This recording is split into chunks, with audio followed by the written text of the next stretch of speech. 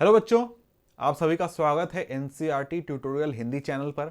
और यहाँ पर आज हम लोग पढ़ने वाले हैं कक्षा 10 के भूगोल के अध्याय नंबर 6 को। छठा नंबर अध्याय है। अध्याय का नाम क्या है? नाम है विनिर्माण उद्योग। अंग्रेजी में इसे हम मैन्युफैक्चरिंग इंडस्ट्रीज के नाम से जानते हैं इस अध्याय को।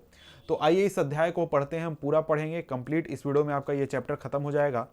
तो यहाँ पर इस अध्याय को शुरू करते हैं।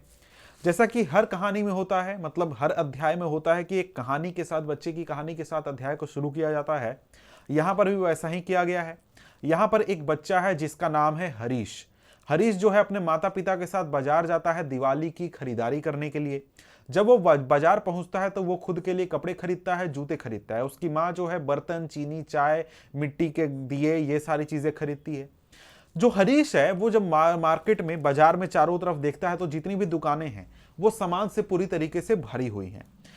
जो बाजार है, बाजार में दुकानों में इतनी सारी सामानों को देखकर जो हरीश है वो हैरान हो जाता है। फिर उसे उसके पिता द्वारा समझाया जाता है कि देखो, ये जो जूते हैं, ये कपड़े हैं, चीनी है, ये सारी जो चीजें हैं तुम मार्केट में देख रहे हो, ये बड़े बड़े उद्योगों में मशीनों के द्वारा बनाए जाते हैं। ठीक है। और वहीं जो छोटी छोटी चीजें हैं, जैसे बर्तन, बर्तन को छोटे उद्योगों द्वारा बनाया जाता है, छोटे व्यापारियों द्वारा बनाया जाता है। ठीक है। अब इसके बाद है जो दीप है, यानी जो दिए हैं, उसको बनाया जाता है किसी एक व्यक्ति के द्वारा या फिर कारीगरों के द्वारा घरेलू उद्योगों में। मतलब एक घर में कुछ लोग मिलकर क्या बनाते हैं? दिए वगैरह बनाते हैं। तो इस तरीके से उसे समझाया गया कि भाई मार्केट में, बाजार में जो सामान हम देखते हैं वो अलग अलग तरह के उद्योगों के द्वारा बनाए जाते हैं। कुछ बनाए जाते हैं बड़े उद्योगों के द्वारा, कुछ छोटे उद्योग के द्वारा, कुछ घर में लोग घरेलू उद्योग लगाकर काम करते हैं।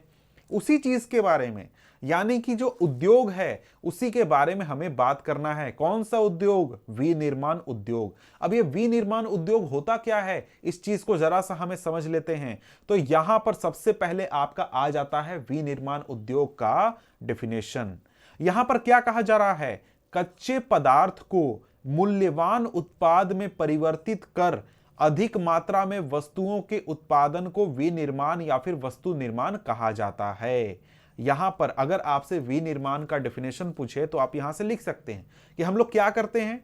हम लोग कच्चा पदार्थ लेते हैं, उसको क्या करते हैं, एक उससे उत्पाद बनाते हैं, जो कि एक तरीके से प्रोसेस करके उत्पाद बनाते हैं, जो कि एक तरीके से पहले वाले से ज्यादा कीमती हो, ज्यादा उपयोगी हो। और ये काम हम करते हैं बड़े स्तर पर। मतलब कि अधिक मात्रा में। ऐसा नहीं कि एक हमने लिया, एक बनाया सिंगल पीस, तो उसे हम क्या कह देंगे? विनिर्माण उद्योग कह देंगे। ऐसी बात नहीं होती है। वहां पर जैसे फैक्ट्री में अगर हम सीमेंट बना रहे हैं तो वो क्या है? वो विनिर्माण उद्योग में आएगा। फैक्ट्री में अगर हम कार बना रहे हैं तो क्या है? वो विनिर्माण उद्योग का एक उदाहरण है। ठीक है। ये आप समझ गए कि हम अधिक मात्रा में जब उत्पादन करते हैं, कच्चे पदार्थ को क्या करते हैं? मूल्यवान वस्तु में जब बदलाव करते हैं, बदलते हैं, मूल्यवान वस्तु बनाते हैं, तो क्या हो गया? वो हमारा विनिर्माण उद्योग हो गया। ठीक है। जैसे जैसे हमने क्या किया? कार का उत्पादन किया, कार बनाया, जिस पर कि आप या फिर आपके परिवार वाले घूमते हैं, उस कार की बात मैं कर रहा हूं। उस कार को क्या किया गया? पहले स्टील लिया गया, लोहा लिया गया और प्लास्टिक, सभी चीजें ली गई। उसको क्या किया गया? परिवर्तित किया गया। परिवर्तित किया गया किस चीज में? एक फिनिश्ड प्रोडक्ट में, यानी कि अंतिम वस्तु में। अंतिम वस्तु क्या बनी? कार बनी। तो कार क्या हो गया? विनिर्माण उद्योग का उत्पाद हो गया। रॉ मटेरियल क्या हो गया? हमारा कच्चा पदार्थ यहां पर क्या हो गया? हमारा स्टील हो गया, प्लास्टिक हो गया, या फिर टायर के लिए रबड़ हो गए, लोहे हो गए, ये सारी चीजें हो गई जिससे कि हमने कार बनाया। तो विनिर्माण उद्योग आप समझ गए क्या होता है। और हां, कार हम एक नहीं बनाते हैं, बल्कि कोई जो फैक्ट्री होती है वो सैकड़ों की संख्या में कार बनाती है, तब जाकर उसे हम विनिर्माण उद्योग कहते हैं। ऐसा नहीं कि कोई आदमी 5 साल में मिलकर एक कार का निर्माण कर दे तो उसे हम विनिर्माण उद्योग नहीं कहेंगे। ठीक है। आगे यहां पर क्या कहा जा रहा है? यहां पर कहा जा रहा है, क्या आप जानते हैं कागज लकड़ी से, चीनी गन्ने से, लोहा इस्पात लौह अयस्क से तथा एल्यूमिनियम बॉक्साइट से निर्मित है। यानी कि क्या कहा गया कि भैया देखो हमारे आसपास जो चीजें हैं, जैसे कि अगर हम चीनी का इस्तेमाल करते हैं तो चीनी भी किसी चीज से बनता है। किस चीज से बनता है भैया चीनी? चीनी बनता है हमारा सुगर केन से, जिसको कि हिंदी में हम गन्ना के नाम से जानते हैं। लोहा या फिर इस्पात यानी जो स्टील होता है, लोहा होता है, उसको बनाया जाता है लौह अयस्क से। तो लौह अयस्क क्या हो गया? हमारा कच्चा पदार्थ हो गया। हमारा लोहा और इस्पात क्या हो गया? हमारा अंतिम उत्पाद हो गया। ठीक है, यही जो इसको बनाने के लिए जो फैक्ट्रियां लगती हैं वही हमारा क्या है? विनिर्माण उद्योग है। ठीक है, यहां पर आगे और भी बातें कही गई हैं, जैसे क्या आप यह जब भी जानते हैं कि कई किस्म के कपड़े ऐसे रेशों से बनते हैं जो रेशे उद्योग में बनते हैं। यानी कि जो कपड़े हम इस्तेमाल करते हैं, कपड़े में जो रेशे होते हैं वो भी उद्योग में बनता है, और फिर रेशे का उपयोग करके फिर कपड़ा बनाया जाता है, फिर कपड़े की सिलाई करके एक आपके लिए शर्ट या फिर पैंट बनाया जाता है। यानी कि क्या हुआ यहां पर? हमने शुरू में क्या देखा? हमने शुरू में देखा कि भैया देखो हम लोग कच्चा पदार्थ लेंगे और फिर कच्चे पदार्थ से हम क्या करेंगे? हम एक मूल्यवान उत्पाद का निर्माण करेंगे जो कि अंतिम उत्पाद होगा। लेकिन यहां पर एक बात और ध्यान रखनी है। क्या ध्यान रखना है? कि जब भी हम विनिर्माण उद्योग की बात करते हैं तो उसका यह मतलब नहीं कि सिर्फ और सिर्फ हम कच्चा पदार्थ लेंगे, बल्कि किसी फैक्ट्री में बना हुआ जो अंतिम उत्पाद है वो दूसरी फैक्ट्री के लिए कच्चा पदार्थ हो सकता है। जैसे हमने क्या किया? रेशा लिया। रेशा किस चीज का? रेशा जो आपके कपड़े के रेशे होते हैं, जैसे कॉटन का रेशा, कपास का रेशा, उसको लिया गया, उसको प्रोसेस करके फैक्ट्री में हमने क्या किया? उसका उत्पादन किया, उसको सभी साफ सफाई की, उसका सारी चीजें प्रक्रियाएं पूरी करके हमने अंतिम उत्पाद बनाया क्या? एक धागा बना दिया। अब धागा जो है, धागा को दूसरी फैक्ट्री में भेजा जाएगा। दूसरी फैक्ट्री जो है वो धागा को कच्चे पदार्थ के रूप में उपयोग करेगी और फिर उसकी बुनाई करके एक कपड़ा तैयार करेगी। अब ये जो कपड़ा है वो भी अंतिम उत्पाद बन गया दूसरी फैक्ट्री के लिए, लेकिन उसको भेजा जाएगा फिर तीसरी फैक्ट्री में। तीसरी फैक्ट्री द्वारा क्या किया जाएगा? तीसरी फैक्ट्री उस कपड़े को लेकर कटाई करेगी, सिलाई करेगी और फिर आपके लिए शर्ट या फिर पैंट का निर्माण करेगी। तो ये क्या हो गया? ये यहां पर हमें यह पता चलता है कि जो विनिर्माण उद्योग है उसमें जो हमारा एक फैक्ट्री का अंतिम उत्पाद है वो दूसरी फैक्ट्री के लिए कच्चा पदार्थ भी हो सकता है। समझ गए यहां पर कि कच्चा पदार्थ का यह मतलब नहीं है कि हमें कोई कहीं से हम खान कर लाएंगे या फिर पत्थर तोड़ कर लाएंगे तो वही सिर्फ कच्चा पदार्थ होगा। नहीं, दूसरी फैक्ट्री में बना हुआ कोई वस्तु हमारे लिए कच्चा पदार्थ हो सकता है। ठीक है, अब यहां पर एक चीज आ जाता है कि देखिए जो हमारा विनिर्माण उद्योग होता है ना, ये हमारा द्वितीयक क्षेत्र में आता है। किस क्षेत्र में? द्वितीयक क्षेत्र में। भैया ये द्वितीयक क्षेत्र क्या है? नहीं समझ में आया क्या? तो समझा देता हूं।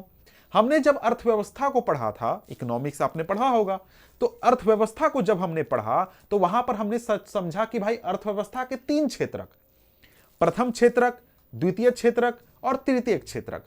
प्रथम क्षेत्रक मतलब कि हम क्या करते हैं? कृषि करते हैं, पशुपालन करते हैं, खनन कार्य करते हैं, मतलब प्रकृति से जुड़े हुए चीजों को करते हैं, प्रकृति से चीजों को निकालते हैं। द्वितीय क्षेत्रक में क्या होता है? हम जो प्रथम क्षेत्रक में चीजें हमें प्राप्त हुई उसको प्रोसेस करके, उसको परिवर्तित करके हम एक मूल्यवान वस्तु का निर्माण करते हैं। यह हो गया द्वितीय क्षेत्रक। और तृतीय क्षेत्रक में हम क्या करते हैं? सेवा प्रदान करते हैं।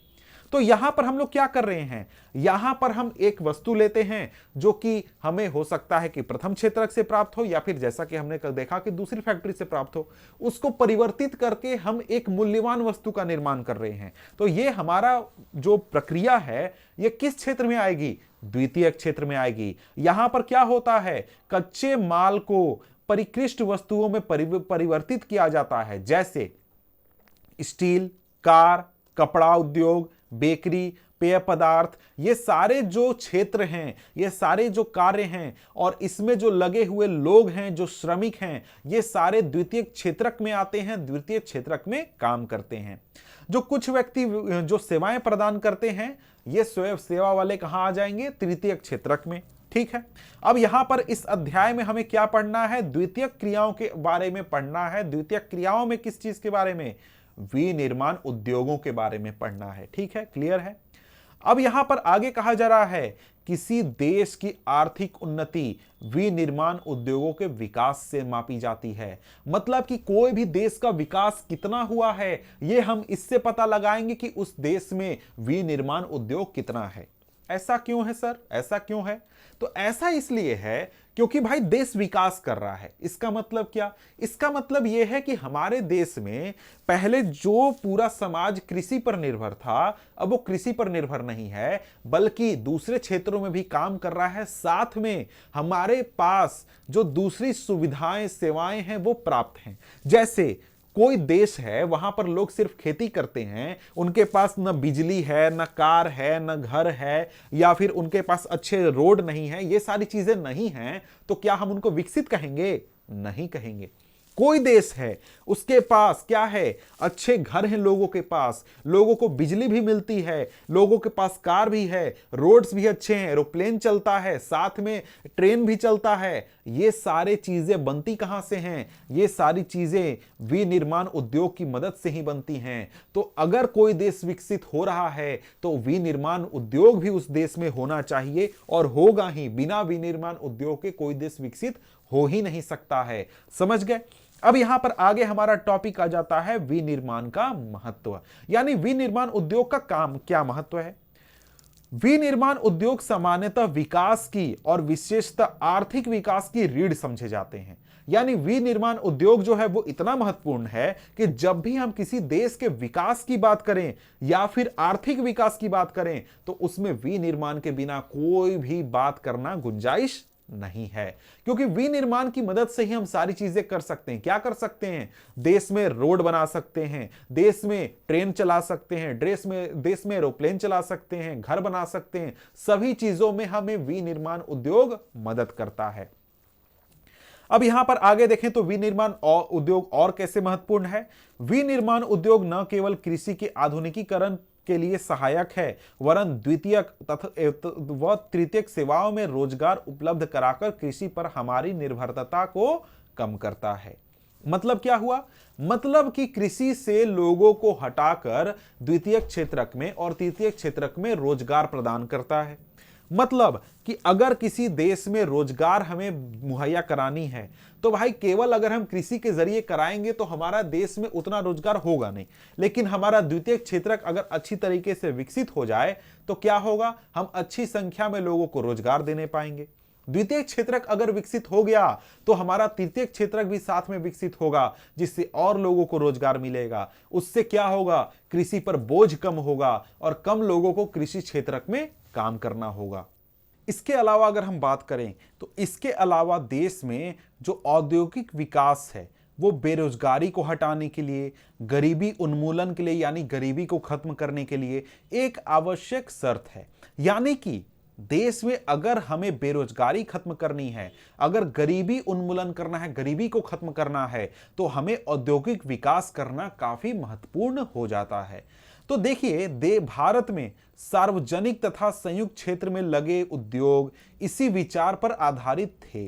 मतलब कि जो सरकारी कंपनियां, सरकारी फैक्ट्रियां लगाई गई थी भारत सरकार के द्वारा, वो इसी बात को ध्यान में रखकर लगाई गई थी कि देश का औद्योगिक विकास हो, देश में औद्योगिक विकास के जरिए बेरोजगारी, गरीबी, ये सारी चीजों को खत्म किया जाए। इसके साथ ही हमारे देश में जो अलग अलग क्षेत्र हैं जैसे जनजातीय क्षेत्र या फिर पिछड़े क्षेत्र जहां पर जो विकास है उतना ज्यादा नहीं हो पाया, उन क्षेत्रों का विकास, उन क्षेत्रों में नए नए उद्योग लगाकर करने की कोशिश की गई ताकि जो क्षेत्रीय असमानता है उसको कम किया जा सके। मतलब जो क्षेत्र विकसित नहीं है वहां पर कोई फैक्ट्री लगाओ, उस क्षेत्र का विकास करो ताकि उस क्षेत्र में भी विकास की एक नई धारा बह सके। इसके बाद आगे क्या कहा जा रहा है? आगे कहा जा रहा है निर्मित वस्तुओं का निर्यात वाणिज्य व्यापार को बढ़ाता है जिससे अपेक्षित विदेशी मुद्रा की प्राप्ति होती है। मतलब मतलब कि अगर हमारे देश में जो वस्तुएं बनती हैं उसका अगर हम निर्यात करते हैं विदेशों में, दूसरे देशों में जाकर बेचते हैं, तो उससे क्या होगा, हमारा एक तो व्यापार बढ़ेगा देश का। व्यापार बढ़ने से क्या फायदा होगा, व्यापार बढ़ने से फायदा होगा कि हमें विदेशी मुद्रा की प्राप्ति होगी। बोलिएगा सर विदेशी मुद्रा काहे के लिए चाहिए, रुपया तो है ही हम लोग के देश में। तो विदेशी मुद्रा इसलिए चाहिए क्योंकि विदेश से हमें जो चीजें खरीदनी होती हैं वो हम विदेशी मुद्रा में खरीद सकते हैं, अपना रुपया देकर नहीं खरीद सकते हैं। समझ गए? विदेशी मुद्रा कहां, जैसे जो हम पेट्रोल डीजल पेट्रोलियम लाते हैं विदेशों से, वो विदेशी मुद्रा के जरिए ही हम लाते हैं। हम रुपया वहां पर नहीं देते हैं बल्कि डॉलर देते हैं। ठीक है, अब यहां पर आगे कहा जा रहा है वे देश ही विकसित हैं जो कच्चे माल को विभिन्न तथा अधिक मूल्यवान तैयार माल में विनिर्माण करते हैं। मतलब जब भी हम दुनिया में विकसित देशों की बात करते हैं तो विकसित देशों में यह क्षमता है कि वो कच्चे माल को अलग अलग और बहुत ही कीमती तैयार माल में परिवर्तित कर सकते हैं। मतलब वो अच्छा सीमेंट उत्पादन करेंगे, ज्यादा संख्या में स्टील उत्पादन करेंगे, ज्यादा कार बनाएंगे, ज्यादा सीमेंट और भी चीजें बनाएंगे, मतलब विनिर्माण क्षेत्र उनका विकसित होगा। ठीक है, भारत का विकास विविध व शीघ्र औद्योगिक विकास में निहित है। मतलब अगर भारत को विकास करना है तो हमें क्या करना होगा, हमें औद्योगिक विकास अपने देश में करना होगा और अलग अलग क्षेत्रों में औद्योगिक विकास करना होगा। मतलब कि हमें अलग अलग जो वस्तुएं हैं उनका ज्यादा से ज्यादा निर्माण करना पड़ेगा। अब यहां पर आगे एक तरीके से टॉपिक है कृषि तथा उद्योग। मतलब कृषि और उद्योग आपस में कैसे जुड़े हुए हैं, इस चीज को जरा सा यहां पर हमें पढ़ना है, समझना है। अब यहां पर कहा जा रहा है कि भैया जो कृषि और उद्योग है ये एक दूसरे से पृथक नहीं है, एक दूसरे से अलग नहीं है, एक दूसरे के पूरक हैं। मतलब एक दूसरे की जरूरतों को पूरा करते हैं। कौन? कृषि तथा उद्योग। उदाहरण के लिए जैसे भारत में कृषि जो है, कृषि पर आधारित उद्योगों ने कृषि की पैदावार बढ़ोतरी को प्रोत्साहित किया है। मतलब कृषि पर आधारित उद्योगों की बात हो रही है। इसका मतलब क्या होता है? मतलब ये ऐसे उद्योग होते हैं जो अपने कच्चे माल के लिए कृषि के ऊपर निर्भर होते हैं और इनके द्वारा निर्मित उत्पाद, मतलब कि जो आपकी फैक्ट्रियां हैं, जो इंडस्ट्री है, जो आपके उद्योग हैं, वो अपने जब उत्पादन बनाते हैं तो वो आकर कृषि को ही बेचते हैं। जैसे सिंचाई के लिए कोई फैक्ट्री पंप बनाई, उर्वरक किसी फैक्ट्री द्वारा बनाया गया, कीटनाशक दवाएं बनाई गई, प्लास्टिक पाइप बनाई गई, मशीनें, कृषि औजार, ये सारी चीजें जो बनी बहुत अलग अलग फैक्ट्रियों में, वो कौन खरीदेंगे? ये किसानों द्वारा खरीदे जाएंगे। मतलब क्या हुआ? मतलब कृषि जो है वो दूसरी फैक्ट्रियों को एक तरीके से रॉ मटेरियल यानी कि कच्चे माल की सप्लाई करता है और वहीं दूसरी फैक्ट्रियों में जो बनने वाली वस्तुएं हैं वो कृषि द्वारा खरीदी भी जाती हैं। तो क्या हो गया? कृषि एक तरीके से उद्योग को क्या करता है? सपोर्ट करता है। ठीक है, अब यहां पर आगे देखें तो आगे यहां पर बात यह है कि जो विनिर्माण उद्योग हैं उसके वजह से एक तो विकास हुआ, विकास के साथ साथ क्या हुआ? स्पर्धा हुआ। स्पर्धा से क्या हुआ कि कृषि उत्पादन तो बढ़ा ही, साथ में उत्पादन प्रक्रिया भी ज्यादा सक्षम हुई है। मतलब कि पहले लोग क्या करते थे? हाथ से हंसुआ लेकर कटाई करते थे। अब हार्वेस्टर आ गया, ट्रैक्टर आ गया तो लोग जुताई जल्दी करते हैं। पहले 4 दिन लगते थे जुताई करने में, अब 2 घंटे में काम हो जाता है। कटाई में पहले 1 हफ्ता लगता था, अब 1 दिन में पूरा खेत खाली हो जाता है कटाई होकर के। तो क्या हुआ? विनिर्माण उद्योग की वजह से कृषि में एक तरीके से उत्पादन को भी बढ़ावा मिला और साथ में पूरी प्रक्रिया भी आसान हो गई। ठीक है, अब यहां पर आगे यह है कि भाई देखो जो कृषि है, कृषि तो एक तरीके से हमने देखा कि भाई कृषि के ऊपर उद्योग निर्भर है। कैसे? कृषि के से रॉ मटेरियल कच्चा माल खरीदता है उद्योग। अब उद्योग के ऊपर कृषि निर्भर है। कैसे? क्योंकि जो कृषि है वो अपने जरूरत की जो मशीनरी है वो कहां से खरीदता है? फैक्ट्रियों से खरीदता है। ठीक है, ये तो पॉइंट हमने क्लियर कर लिया।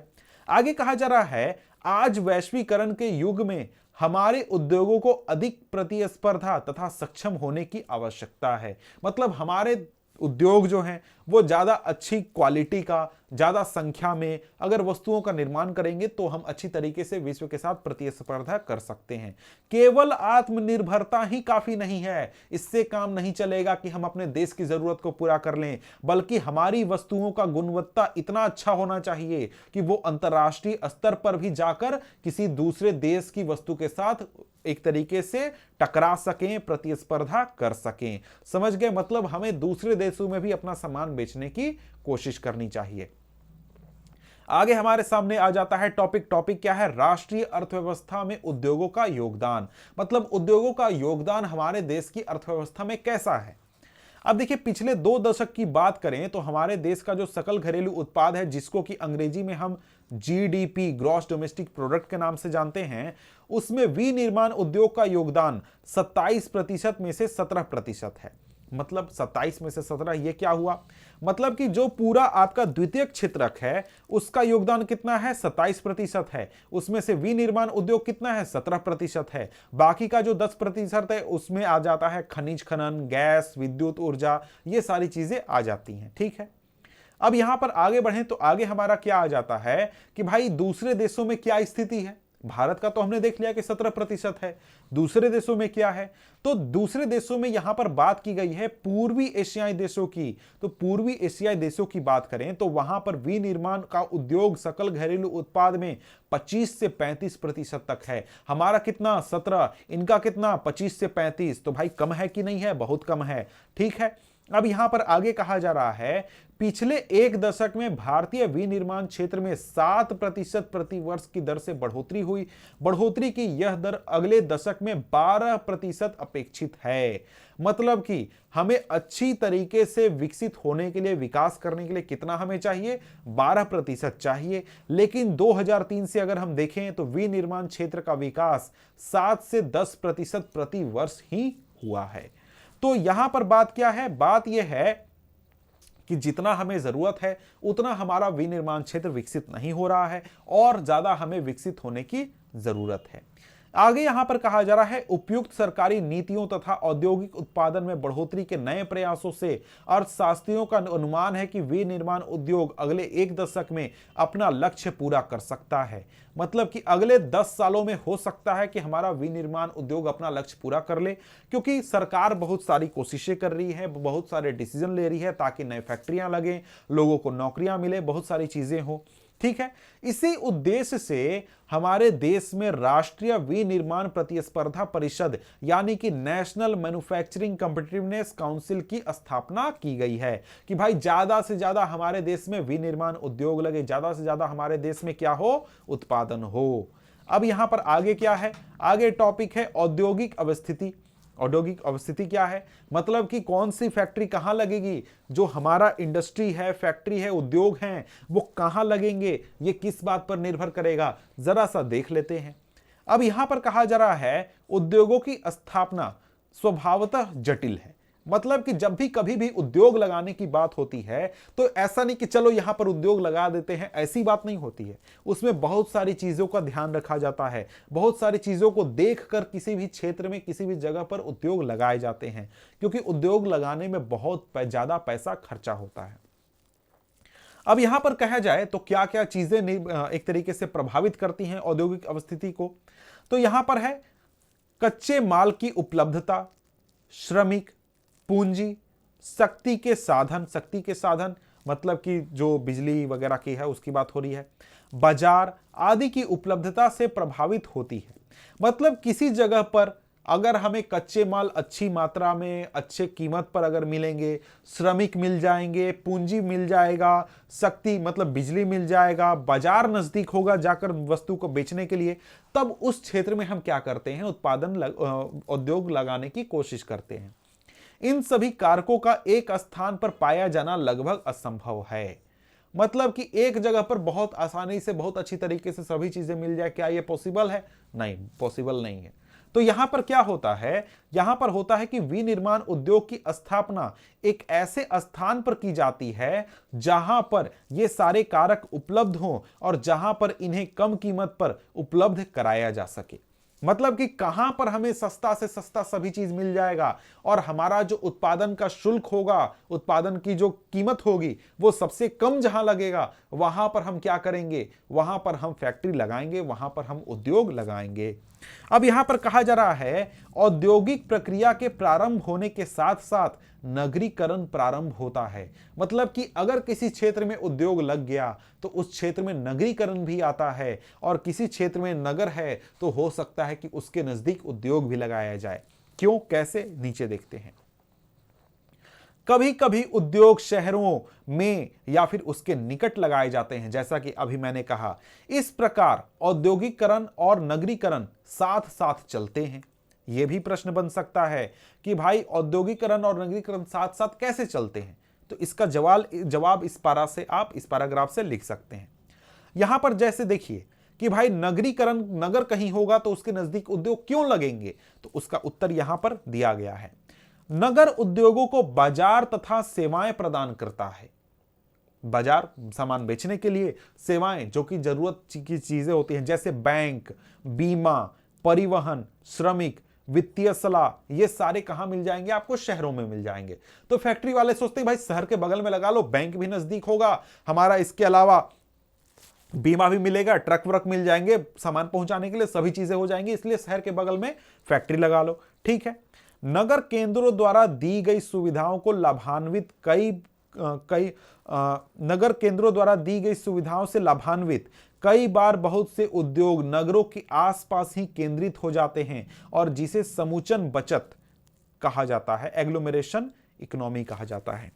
अब ये क्या हुआ, ये हुआ कि कोई एक शहर है, कोई शहर है, वहां पर ये जो सेवाएं चाहिए उद्योगों को, ये सेवाएं इतनी अच्छी मिलती हैं कि उस शहर के आसपास बहुत सारे, बहुत बड़ी संख्या में जो फैक्ट्रियां हैं, उद्योग हैं, आकर लग गए।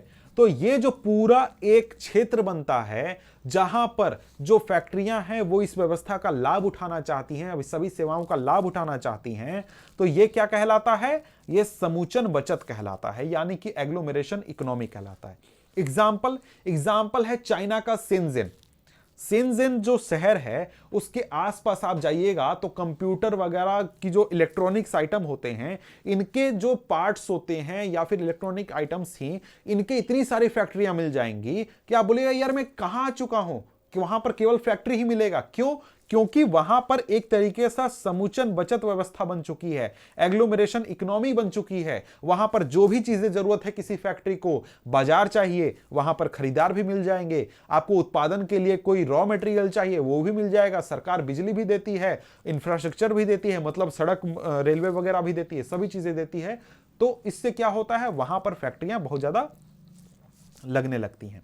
अब यहां पर ऐसे स्थानों पर धीरे धीरे बड़ा औद्योगिक समूहन स्थापित हो जाता है, जैसा कि मैंने कहा आपसे। आगे यहां पर कहा जा रहा है, स्वतंत्रता से पहले अधिकतर विनिर्माण उद्योगों की स्थापना दूरस्थ देशों से व्यापार पर आधारित थी, जैसे मुंबई, कोलकाता, चेन्नई आदि। परिणाम स्वरूप कुछ एक नगर औद्योगिक केंद्र के रूप में उभरे जो ग्रामीण कृषि पृष्ठ प्रदेश हिंटरलैंड से घिरे थे। मतलब देश आजाद होने से पहले क्या था कि जब अंग्रेज थे तो जो फैक्ट्रियां लगी थी, वो फैक्ट्रियां इसलिए नहीं लगी थी कि उनको भारत में किसी वस्तु को बेचना है, बल्कि इसलिए लगी थी कि उनको भारत से बाहर यूरोप में जाकर अपनी वस्तुओं को बेचना है। तो वो जो फैक्ट्रियां लगाते थे वो हमेशा समुद्र के किनारे लगाते थे, ताकि तुरंत अपनी वस्तुओं का निर्माण करके उसको जहाज पर डाल के तुरंत ले जाकर वहां पर बेच सके। इसलिए आप देखते हैं कि भाई जो चेन्नई के आसपास का क्षेत्र है, कोलकाता के आसपास का क्षेत्र है, मुंबई के आसपास का क्षेत्र है, वो अंग्रेजों के जमाने में काफी ज्यादा वहां पर क्या हुआ था, फैक्ट्रियां लगी थी। ठीक है। आगे यहां पर क्या है, आगे है एक आपको ये बताया गया है उद्योग बाजार संबंध। मतलब कि जो उद्योग है वो बाजार से कैसे जुड़ा हुआ है और बाजार उद्योग से कैसे जुड़ा हुआ है। अगर कहीं पर आपको उद्योग चलाना है तो उसमें आपको निवेश चाहिए। निवेश कहां से मिलेगा, बाजार से मिलेगा। ठीक है, आपने निवेश किया, कच्चा माल खरीदा, फैक्ट्रियां लगाई, सारी चीजें की, उत्पादन करने लगे। उत्पादन में आपको क्या चाहिए, भूमि, श्रम, पूंजी, उद्यम, संरचना। इसमें से ज्यादातर चीजें आपको शहरों के आसपास आसानी से मिल जाएंगी। ठीक है। इसके बाद है परिवहन। आप परिवहन के जरिए क्या कीजिएगा, उनको पहुंचाइएगा कारखाने तक। कारखाने में क्या होगा, माल तैयार होगा, उत्पाद होगा, उसको फिर परिवहन के जरिए आप कहां पहुंचाइएगा, बाजार में पहुंचाइएगा। फिर बाजार में जाकर आप बेचिएगा तो आपको क्या मिलेगा, पूंजी। पूंजी फिर आप जाकर फैक्ट्री में लगाइएगा। इस तरीके से बाजार और जो आपका उद्योग है वो एक दूसरे से जुड़े हुए हैं। आगे क्या है, किसी उद्योग की अवस्थिति का निर्धारण उसकी न्यूनतम उत्पादन लागत से निर्धारित होता है। मतलब कि कोई भी उद्योग अगर हम लगा रहे हैं वो कहां लगेगा, उसमें एक चीज जो सबसे ज्यादा मायने रखती है वो है न्यूनतम उत्पादन लागत। यानी कि इस फैक्ट्री में किसी भी चीज को बनाने में, उत्पादन करने में हमें लागत कितना आएगा, यह सबसे इंपॉर्टेंट चीज होता है। जहां पर भी लागत सबसे कम होगा वो सबसे अच्छी जगह होगी फैक्ट्री को, उद्योग को लगाने के लिए। ठीक है। सरकारी नीतियों तथा निपुण श्रमिकों की उपलब्धता भी उद्योगों की अवस्थिति को प्रभावित करती है। यानी कि सरकार वहां पर सपोर्ट कर रही है या फिर नहीं कर रही है, या फिर वहां पर लोग आपको एक तरीके से निपुण श्रमिक मिल रहे हैं या नहीं, ये सारी चीजें भी महत्वपूर्ण रहती है। मान लीजिए कि कोई ऐसा जगह है जहां पर आपको उत्पादन करने का कीमत बहुत सस्ता पड़ता है, लेकिन सरकार बोलती है कि नहीं, इस यहां पर नहीं लगाना, यहां पर लगाओगे फैक्ट्री तो हम 50% टैक्स ले लेंगे। तो सरकार क्या करती है, एक सरकार ने ऐसा नीति बनाया कि आपको उस इलाके में फैक्ट्री बनाने से वो रोक देगी, क्योंकि आपका कीमत बढ़ जाएगा। या फिर वहां पर लोग जो हैं, जो आपको श्रमिक मिल रहे हैं, उनको काम करने नहीं आता है, तो आपके लिए वहां पर ये सही नहीं है। लेकिन कहीं पर है, आपको थोड़ा सा ज्यादा पैसे लग रहे हैं, 60 रुपए मान लीजिए लग रहे हैं 50 की जगह, और वहां पर सरकार बोलती है कि हम तुमको टैक्स में छूट दे देंगे। यहां पर लोग भी आपको ऐसे मिल रहे हैं जो कि आपकी फैक्ट्री में बिना कोई ट्रेनिंग के सीधे काम कर सकते हैं, तो ये आपका सही होगा, यहां पर आप फैक्ट्री लगाएंगे। यानी कि बहुत सारी चीजों का ध्यान रखा जाता है, जिसमें से मुख्य क्या होता है, मुख्य होता है सबसे कम कीमत होना। सबसे कम कीमत होने के अलावा हमें सरकार का सपोर्ट भी चाहिए, मदद भी चाहिए, और साथ में श्रमिक भी हमको क्या चाहिए, सीखे हुए चाहिए, निपुण चाहिए। अब यहां पर आगे क्या दिखाया गया है, उद्योग की आदर्श अवस्थिति। किसी भी क्षेत्र में सबसे अच्छा जगह कौन सा होगा उद्योग लगाने के लिए, उसमें कुछ कंडीशंस बताए गए हैं, देख लेते हैं। उस स्थान पर कच्चा माल प्राप्त करने की लागत, कच्चा माल कितने कीमत पर उस स्थान में प्राप्त हो रहा है। मतलब कि भाई उसके अगर अगल बगल कच्चा माल मिल गया तो वैसे ही बहुत सस्ता हो गया, लेकिन मान लीजिए बहुत दूर हमें क्या मिल रहा है, कच्चा माल मिल रहा है, तो क्या होगा, हमें उस स्थान से उस कच्चे माल को टांग कर यहां पर लाना पड़ेगा, और यहां पर हमें एक तरीके से उसका उपयोग करना पड़ेगा। तो यहां पर जो हमको ट्रांसपोर्टेशन का खर्चा आ जाएगा वही बहुत आ जाएगा। तो हमें क्या देखना है कि हमें जहां पर फैक्ट्री लगाना है वहां पर कच्चा माल का हमें लागत कितना पड़ रहा है, चाहे वो लाने पर हो या फिर वहीं पर मिल जाए। उस स्थान पर उत्पादन की लागत में हमने क्या बात किया कि सरकार वहां पर टैक्स कितना ले रही है, वहां पर जो जमीन है उसको एक्वायर करने में हमें कितना पैसा लगा, वहां पर जो श्रमिक हैं वो कितने कीमत पर काम करेंगे, यानी उत्पादन करने में जो भी खर्चा होता है वो खर्चा कितना आ रहा है, ये सबसे पहले यहां पर आ जाएगा। इसके बाद उत्पादन के वितरण की लागत, यानी हमने उत्पादन तो कर दिया, उसको बाजार में ले जाकर अगर बेचना है तो पहुंचाने में बाजार तक हमें कितना कीमत पड़ेगा। अगर मान लीजिए 10 रुपया का हमने उत्पादन किया और हमें पहुंचाने में 20 रुपए लग जा रहे हैं, कुल मिलाकर अंतिम बाजार में कीमत 30 रुपए हो जा रही है, तो क्या ये हमारा उत्पादन सही है? जी नहीं, बिल्कुल सही नहीं है। तो ये गलत हमारा हो जाएगा, प्लान फ्लॉप हो जाएगा। यहां पर उस स्थान पर उद्योग की स्थापना का निर्णय, कि मतलब वहां पर उद्योग लगाना है या नहीं लगाना है, यह निर्णय भी बहुत महत्वपूर्ण हो जाता है। इसके बाद आगे क्या है, आगे है हमारा उद्योगों का वर्गीकरण। मतलब जो अलग अलग उद्योग हैं उनको उनके साइज के आधार पर, स्वामित्व के आधार पर, अलग अलग चीजों के आधार पर हमने अलग अलग कैटेगरीज में बांटा है उद्योगों को। इनको जरा सा देख लेते हैं, उद्योगों का वर्गीकरण देख लेते हैं। यहां पर कहा जा रहा है, रोजमर्रा के इस्तेमाल की विभिन्न औद्योगिक उत्पादों की सूची बनाएं, जैसे ट्रांजिस्टर, बिजली का बल्ब, वनस्पति तेल, सीमेंट, कांच का सामान, पेट्रोल, माचिस, स्कूटर, बहुत सारी चीजें हैं। ये आपके रोजमर्रा की चीजें हैं, इनका एक तरीके से सूची बनाइए। और ये एक तरीके से देखिए कि इनको अलग अलग मापदंड के आधार पर आप उद्योगों का वर्गीकरण कैसे करते हैं, ये आप जरा सा करके देखिए, ताकि विनिर्माण को आसानी से आप समझ सकें। ठीक है, ये तो आपके लिए टास्क है कि आप अपने घर में इसको चाहें तो कर सकते हैं। लेकिन आगे क्या है, आगे यहां पर कहा जा रहा है कि भाई उद्योगों को निम्न प्रकार से वर्गीकृत किया जा सकता है। कौन कौन से प्रकार से?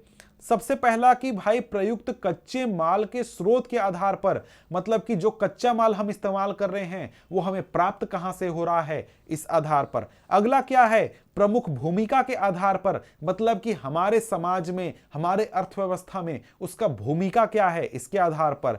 पूंजी निवेश के आधार पर, मतलब कि पूंजी कितना हम निवेश कर रहे हैं, इसके आधार पर। इसके अलावा क्या है, स्वामित्व के आधार पर, मतलब उसका मालिक कौन है, इस आधार पर। या फिर इसके अलावा कि भाई जो उसका कच्चा माल है और तैयार माल है उसका मात्रा और भार यानी वजन कितना है, इस आधार पर। तो आइए बारी बारी से शॉर्ट में हम देख लेते हैं इस पूरे वर्गीकरण को। सबसे पहला है प्रयुक्त कच्चे माल के स्रोत के आधार पर। तो यहां पर दो प्रकार के हो गए, पहला तो कृषि आधारित, दूसरा खनिज आधारित। कृषि आधारित का मतलब क्या है कि हमारा जो कच्चा माल है वो कहां से मिल रहा है, हमें कृषि से मिल रहा है। कृषि से बना क्या, कृषि करके हमने उगाया कपास। कपास का अगर इस्तेमाल हम कर रहे हैं फैक्ट्रियों में कपड़ा बनाने के लिए, तो क्या हो गया, ये जो हमारा कपड़ा बनाने वाली फैक्ट्री है ये कैसा उद्योग हो गया, कृषि आधारित उद्योग हो गया। वहीं कुछ उद्योग होते हैं जिसमें कि जो हमारा कच्चा माल होता है ये खनिज संसाधन से हमें प्राप्त होता है। जैसे लोहा और इस्पात जब हम बनाते हैं तो उसका जो हमारा जो कच्चा माल है वो कहां से मिलता है, खनिज होता है, जो किसको कि हम माइनिंग करके निकालते हैं। ठीक है, सीमेंट में जो हम उपयोग करते हैं हमारा कच्चा माल वो हमारा पत्थर होता है, या फिर हम कह सकते हैं कि उसको माइनिंग करके, क्वेरिंग करके हम निकालते हैं। एल्युमिनियम में जो बॉक्साइट हमें प्राप्त होता है वो क्या होता है, एक तरीके से खनिज आधारित होता है। मतलब कि हमें कच्चा माल अगर कृषि से मिल रहा है तो हमारा उद्योग क्या हो जाएगा, कृषि आधारित। अगर हमें कच्चा माल प्रकृति से खनिज के जरिए मिल रहा है तो वो क्या हो जाएगा, खनिज आधारित हो जाएगा। ठीक है, इसके बाद है प्रमुख भूमिका के आधार पर, यानी पूरी हमारी व्यवस्था में, हमारे समाज में उसकी भूमिका क्या है। भूमिका मतलब कि कई उद्योग होते हैं जो वस्तु का उत्पादन करते हैं उसको मैं और आप इस्तेमाल नहीं करते हैं बल्कि दूसरे उद्योग द्वारा इस्तेमाल किया जाता है। ये क्या होते हैं, आधारभूत उद्योग होते हैं, आधारभूत उद्योग। इसका मतलब इनका जो उत्पादन होता है या फिर कच्चा माल होता है ये दूसरे उद्योग पर निर्भर होते हैं। मतलब कि इनका जो उत्पादन हुआ, जो भी चीज बनी वो उसके लिए दूसरे उद्योग को उसकी जरूरत होती है। जैसे लोहे का उद्योग है, लोहा या फिर इस्पात क्या है, एक प्रकार का आधारभूत उद्योग है। कैसे, हमने लोहे का उत्पादन किया, लोहे को या फिर इस्पात को हर जगह जरूरत है। आप कोई भी फैक्ट्री लगा रहे हैं, कोई भी उत्पादन करना चाहते हैं, कुछ भी करना चाहते हैं, आपको लोहे की तो जरूरत है ही। आप कोई भी मशीन बनाइए, मशीन किस चीज का रहेगा, लोहा का रहेगा या फिर इस्पात का रहेगा। आप घर बनाइएगा तो लोहा या फिर इस्पात जरूरत होता है, कार बनाइए लोहा इस्पात जरूरत होता है। हर जगह हमें लोहे और इस्पात की जरूरत होती है। इसके अलावा जैसे तांबा हो गया, प्रगलन हो गया, एल्युमिनियम प्रगलन हो गया, ये सारे आपके आधारभूत उद्योग के उत्पादन हो गए। उपभोक्ता उद्योग यानी कि वैसे उद्योग जो कि वस्तुओं का निर्माण करते हैं किसी आम इंसान की जरूरत को पूरा करने के लिए। जैसे मैं या फिर आप, हम लोग क्या इस्तेमाल करते हैं, हम लोग इस्तेमाल करते हैं कोई पेन, कोई कीबोर्ड, कोई मोबाइल या फिर कोई पर्दा, कोई कपड़ा। तो ये सारी जो फैक्ट्रियां हैं जो कि ऐसी चीजों का उत्पादन करती हैं, ऐसे उद्योग जो ऐसी चीजों का उत्पादन करते हैं जो कि एक आम व्यक्ति द्वारा इस्तेमाल किया जाता है, ये क्या हो जाएगा, उपभोक्ता उद्योग हो जाएगा। ये भी आप समझ गए। पूंजी निवेश के आधार पर तो सिंपल है भैया कि हम लोग क्या करेंगे, अगर हम लोग छोटा पैसा लगा रहे हैं, छोटी फैक्ट्री खोल रहे हैं तो हमारा लघु उद्योग हो गया। अगर हम बड़ी खोल रहे हैं तो वो हमारा बड़ा उद्योग हो गया। लघु उद्योग का सीमा है 1 करोड़ रुपया की, 1 करोड़ से कम अगर आप निवेश कर रहे हैं तो वो आपका लघु उद्योग हो गया। ठीक है, ये तो सिंपल है। स्वामित्व के आधार पर भी सिंपल है कि भैया देखो जो सरकार है, अगर सरकार मालिक है तो वो क्या हो जाएगा, सार्वजनिक क्षेत्र हो जाएगा। मतलब कि जो फैक्ट्रियां हैं उसका मालिक कौन है, सरकार है। इसमें क्या आ जाएगा, भेल आ जाएगा, सेल आ जाएगा। ये सारे आपके एग्जाम्पल हो गए। इसके अलावा निजी क्षेत्र का भी मतलब आप समझते हैं कि मतलब कोई एक व्यक्ति मालिक है या फिर लोगों का एक समूह मालिक है। जैसे कि जो टिस्को है, बजाज है, डाबर है, ये सारे क्या हैं, निजी क्षेत्र के हैं।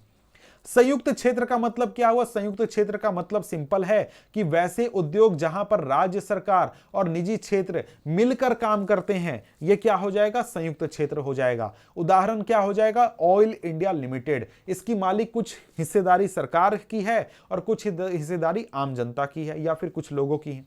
इसके अलावा सहकारी उद्योग थोड़ा सा आपको समझना पड़ेगा। इसमें क्या है कि इसका जो स्वामित्व होता है ये एक तरीके से कच्चे माल की पूर्ति करने वाले उत्पादकों के पास होता है या फिर उस उद्योग में काम करने वाले श्रमिकों के पास होता है या फिर दोनों के हाथों, दोनों को मिलाकर होता है। ऐसे जो उद्योग होते हैं उनको हम सहकारी उद्योग कहते हैं। मतलब कि आप और आपके 4-5 दोस्त मिलकर कोई चीज बना रहे हैं, कोई उत्पादन बढ़ा रहे हैं और यहां पर उसके लिए क्या है? फैक्ट्री है। अब ये जो फैक्ट्री है इसमें आप 5 लोग काम करते हैं और 5 लोग मिलकर इस उत्पादन को बनाते हैं। इससे आपको अगर जो भी मुनाफा हो, जैसे 5 रुपया अगर मुनाफा हुआ तो ये 5 रुपया मुनाफा आप 5 लोग में बांट दिया जाएगा। मतलब जो लोग फैक्ट्री में काम करेंगे वही उस फैक्ट्री के मालिक होंगे या फिर उसमें जो कच्चा माल देंगे वो भी उस फैक्ट्री के मालिक होंगे। ये एक प्रकार का होता है सहकारी उद्योग। उदाहरण के लिए महाराष्ट्र में जो चीनी उद्योग है या फिर केरल के जो नारियल उद्योग हैं, ये एक तरीके से सहकारी उद्योग है। इसके बाद है कच्चा एवं तैयार माल की मात्रा और भार के आधार पर। भारी उद्योग का मतलब जिसका कच्चा माल और तैयार माल भारी होता है, जैसे लोहा का कच्चा माल भी भारी होगा और लोहा तो भारी होता ही है, ठीक है। हल्के उद्योग का मतलब जिसका कच्चा माल या फिर हल्का जो तैयार माल है, जो अंतिम माल बना, वो क्या है? हल्का है। जैसे कि आपके घर में जो कंप्यूटर हो गया, मोबाइल हो गया या फिर टीवी हो गया या फिर जो कपड़े बने या फिर जो आपके आसपास जो इस्तेमाल होने वाली हल्की चीजें, आपके घरों में इस्तेमाल होने वाली चीजें बने, वो क्या हो गए? हल्के उद्योग में आ गए। इसके बाद अगर हम आगे बढ़ते हैं तो आगे हमारा एक तरीके से अगला हिस्सा शुरू होता है। वो क्या है? कृषि आधारित उद्योग। मतलब कुछ जो खास कृषि आधारित उद्योग हैं उनको हम देखेंगे। यानी कि अब अलग अलग उद्योगों के बारे में हमें जानना है, बहुत सारी जानकारियां लेनी है, तो ठीक है, उसको हम देखते हैं। सबसे पहले तो हमें यह समझना है कि भैया ये कृषि आधारित उद्योग कहने का मतलब क्या है। ये तो हम पहले भी बात कर चुके हैं। तो कृषि आधारित उद्योग जो होता है इसका सीधा मतलब क्या है कि वैसे उद्योग जो अपने रॉ मटेरियल के लिए यानी कच्चे माल के लिए कृषि के ऊपर डिपेंड करते हैं, कृषि के ऊपर निर्भर होते हैं। जैसे सूती वस्त्र का जो उद्योग है उसमें क्या होगा? उसमें आपको जो इसका रॉ मटेरियल होगा, आपका कच्चा माल होगा, वो कहां से आएगा? कृषि से आएगा। इसी तरीके से पटसम, रेशम, ऊनी वस्त्र, चीनी, वनस्पति तेल, इन सभी के जो कच्चा माल होता है, क्या कच्चा माल, ये आपको कहां से आता है? ये कृषि से आता है, जिस वजह से इन्हें हम क्या कहते हैं? कृषि आधारित उद्योग कहते हैं, ठीक है।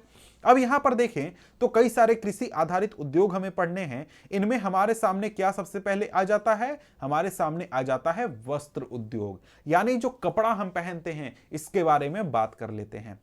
देखिए, भारतीय अर्थव्यवस्था में वस्त्र उद्योग का अपना अलग महत्व है क्योंकि इसका औद्योगिक उत्पादन में महत्वपूर्ण योगदान है। देश का यह अकेला उद्योग है जो कच्चे माल से उच्चतम अतिरिक्त मूल्य उत्पाद तक की श्रृंखला से में परिपूर्ण तथा आत्मनिर्भर है। यहां पर बात अगर हम वस्त्र उद्योग की बात करें तो वस्त्र उद्योग भारत में बहुत अच्छी स्थिति में है। कहने का मतलब क्या है? कहने का मतलब है कि वस्त्र उद्योग जो है यह भारत में बहुत बड़ी संख्या में उत्पादन भी करता है, बहुत बड़ी संख्या में लोगों को रोजगार भी देता है। यह एक तरीके से हमारे कृषि को सहयोग भी देता है। साथ में जो वस्त्र उद्योग है, इस वस्त्र उद्योग में सबसे आपका निचले स्तर का जो आपका उत्पादन हुआ, यानी कि जो सबसे कच्चा माल हुआ, उससे लेकर जो सबसे बहुमूल्य कीमत की चीज हुई, वो सारा प्रक्रिया उत्पादन भारत में ही होता है। मतलब जैसे मैंने कहा था कि भाई जो वस्त्र उत्पादन होता है वस्त्र उद्योग में, कि भाई एक बार नहीं कई चरण में उत्पादन होते हैं। सबसे पहले क्या होगा? रेशा का उत्पादन होगा। रेशा उत्पादन कपास को उगाकर या फिर कह सकते हैं जो आपके जंगली जानवर होते हैं, जैसे कि जो आपका शीप होता है, उसकी मदद से, उससे क्या प्राप्त होता है? हमें कच्चा रेशा प्राप्त होगा। इसका धुनाई कताई कहाँ होगा? यह भी भारत में होगा। को सूत की मदद से धुनाई कताई किया जाएगा, फिर बुनाई किया जाएगा, बुनाई करके क्या बनेगा, कपड़ा बनेगा, फिर इसका रंग और परिष्करण किया जाएगा जिससे वस्त्र बनेगा, और वस्त्र से क्या हम करेंगे, वस्त्र विनिर्माण करेंगे, गारमेंट बनाएंगे। तो ये सारी प्रक्रियाएं जो होती है ना, ये हमारे भारत में होती है। और ये भारत में आप कह सकते हैं विनिर्माण उद्योग में एक ऐसा क्षेत्र है, एक ऐसा हमारा उद्योग है जिसमें सारी प्रक्रियाएं भारत में ही होती हैं। अब आप सोचिएगा सर किसका नहीं होता है।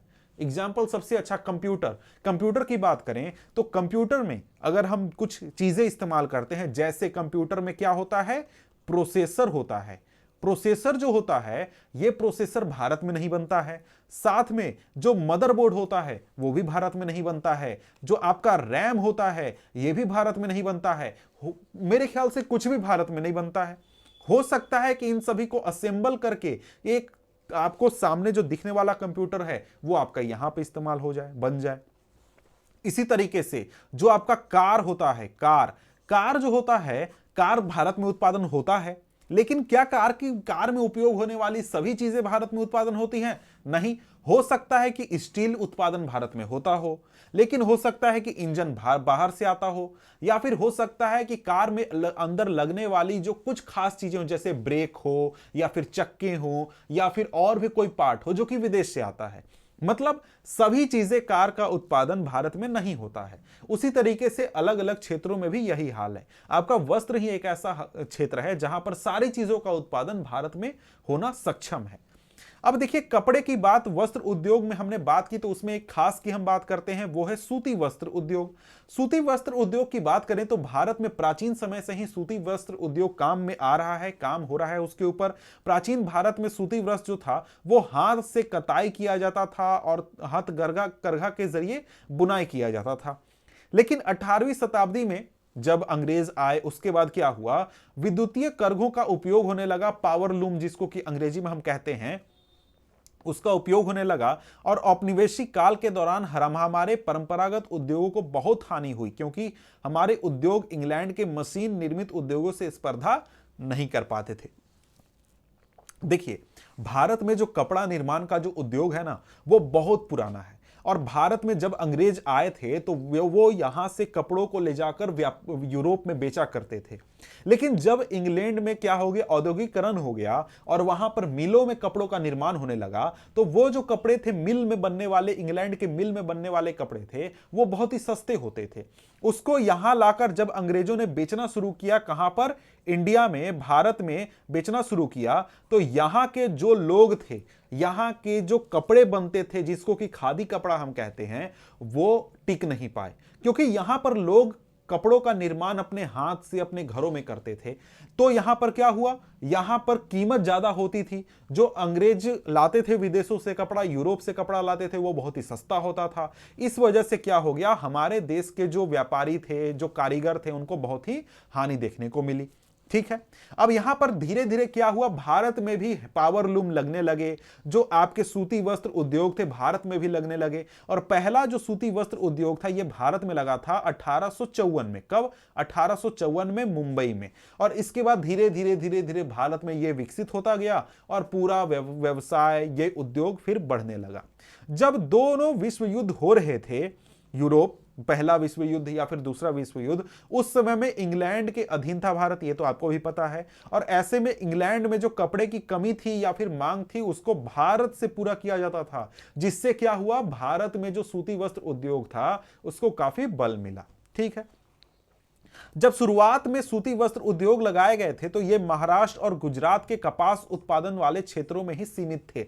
अब इसका उत्तर दीजिए तो जरा कि भाई वहीं पर क्यों सीमित थे, जरा सोच कर बताइए, कमेंट करके बताइए। तो बहुत इजी आंसर है। अभी तक आपने समझा होगा चैप्टर को तो आप आसानी से बताने पाएंगे कि देखिए महाराष्ट्र में क्या था, महाराष्ट्र और गुजरात में कपास उत्पादन होता था, तो इससे क्या हुआ, हमें जो कच्चा माल है वो बहुत जल्दी मिल जाएगा, बहुत सस्ते में मिल जाएगा। ठीक है। साथ में क्या है, गुजरात और महाराष्ट्र क्या है, तटीय क्षेत्र हैं, वहां से हम क्या कर सकते हैं, बाहर ले जाकर बेच भी सकते हैं। ठीक है। तो यहां पर क्या हो गया, यहां पर हमें बाजार भी मिल गया और साथ में हमें जो हमारा कच्चा माल है वो भी कम कीमत पर मिल गया। इस क्षेत्र में कारीगर भी हमें सस्ते मिल गए, सभी चीजें मिल गई। इस वजह से क्या हो गया, यहां पर ये सूती वस्त्र लगाया गया।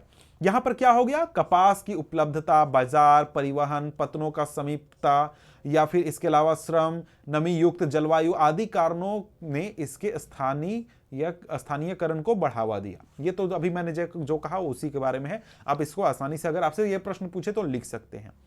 इस उद्योग का कृषि से निकट का संबंध है। कृषकों, कपास चुनने वालों, गांठ बनाने वालों, कतई करने वालों, रंगाई करने वालों, डिजाइन बनाने वालों, पैकेट बनाने वालों, सिलाई करने वालों को जीविका प्रदान करता है। मतलब जब हम कपड़े की बात करते हैं, हमारा जो सूती वस्त्र उद्योग है, इसमें बात करते हैं तो कई तरीके से कई सारे लोग जो हैं वो नौकरी कर रहे होते हैं, काम कर रहे होते हैं। जैसे कुछ लोग क्या करते हैं, किसी का काम करते हैं यानी कपास उगाते हैं, कुछ लोग कपास चुनने का वहां पर काम करते हैं, कुछ लोग गांठ बनाते हैं, कुछ लोग कतई करते हैं, रंगाई, डिजाइन, पैकेट, बहुत सारे काम करते हैं और बहुत तरीके से इस पूरे इंडस्ट्री में, इस पूरे क्षेत्र में काम करते हैं। ठीक है, अब यहां पर बात करें तो इस उद्योग के कारण रसायन, रंजक, मिल स्टोर, पैकेजिंग सामग्री, इंजीनियरिंग उद्योग की मांग बढ़ती है, फलस्वरूप इन उद्योगों का विकास होता है।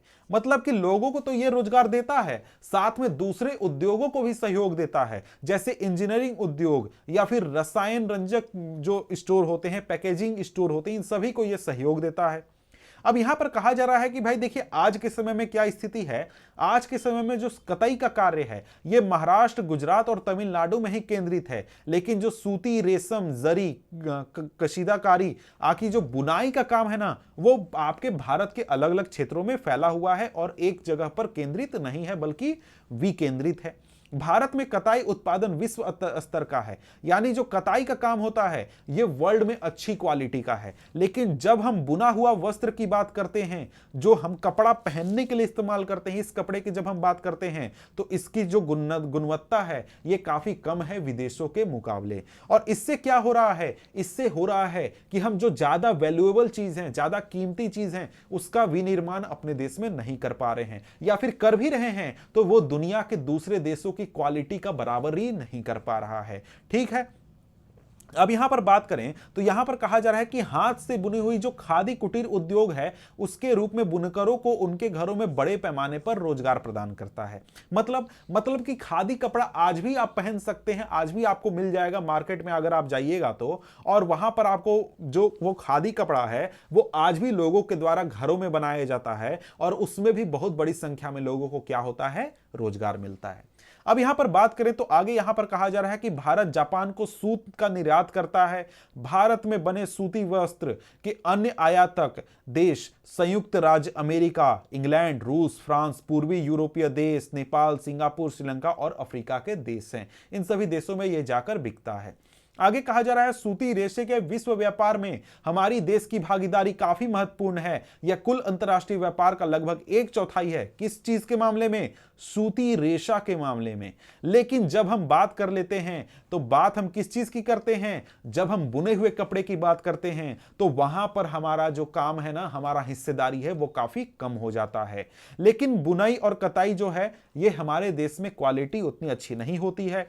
उच्च कोटि के धागे हम नहीं बना पाते, उच्च कोटि के धागे का उपयोग नहीं कर पाते हैं, और इससे क्या होता है, हमारी जो हिस्सेदारी है विश्व व्यापार में हमारे बुने हुए कपड़ों की ये काफी कम है। ठीक है, यहां पर आगे बढ़े तो आगे यहां पर कहा जा रहा है कि यद्यपि लंबे रेशे वाली कपास के उत्पादन में महत्वपूर्ण वृद्धि दर्ज की गई है तथापि इसके आयात करने की आवश्यकता महसूस की जाती है। मतलब कि भाई अच्छी क्वालिटी में उगता है फिर भी आपको मंगवाना पड़ता है विदेशों से, विशेषतः बुनाई और अन्य संबंधित क्षेत्र में अनियमित विद्युत मतलब बिजली नहीं मिल पा रहा है, इस वजह से ग्रोथ नहीं पा रहा। तो यहां पर अगर आपसे प्रश्न पूछे कि भाई देखो जो हमारा वस्त्र उद्योग है या फिर जो हमारा सूती वस्त्र उद्योग है ये अपने आवश्यकता अनुसार सही तरीके से कार्य क्यों नहीं करने पा रहा है, तो यहां पर आप ये उत्तर लिख सकते हैं कि हमें विद्युत आपूर्ति अच्छी तरीके से नहीं मिल पा रही है, नई मशीनरी का उपयोग हम नहीं करते हैं, या फिर कम श्रमिक उत्पादकता है, कृत्रिम वस्त्र उद्योग से प्रतिस्पर्धा। इन सभी कारणों को आप यहां पर लिख सकते हैं। इसके बाद है आपका पटसन उद्योग, जिसको कि जूट भी अंग्रेजी में हम कहते हैं। तो भारत पटसन और पटसन निर्मित सामान का सबसे बड़ा उत्पादक है और बांग्लादेश के पश्चात दूसरा सबसे बड़ा निर्यातक है। यानी सबसे ज्यादा उत्पादन लेकिन निर्यात सेकंड नंबर पर बांग्लादेश के बाद। वर्ष 2010-11 में भारत में लगभग 80 पटसन उद्योग थे, मतलब 80 फैक्ट्रियां थी जो कि पटसन बनाती थी। इसमें अधिकांश पश्चिम बंगाल में हुगली नदी के तट पर 98 किलोमीटर लंबी और 3 किलोमीटर चौड़ी एक संकरी मेखला में स्थित है। यानी एक संकरी पट्टी जैसी स्थिति है, 98 किलोमीटर लंबी और 3 किलोमीटर चौड़ी, जहां पर ज्यादातर उद्योग आपको देखने को मिलेंगे।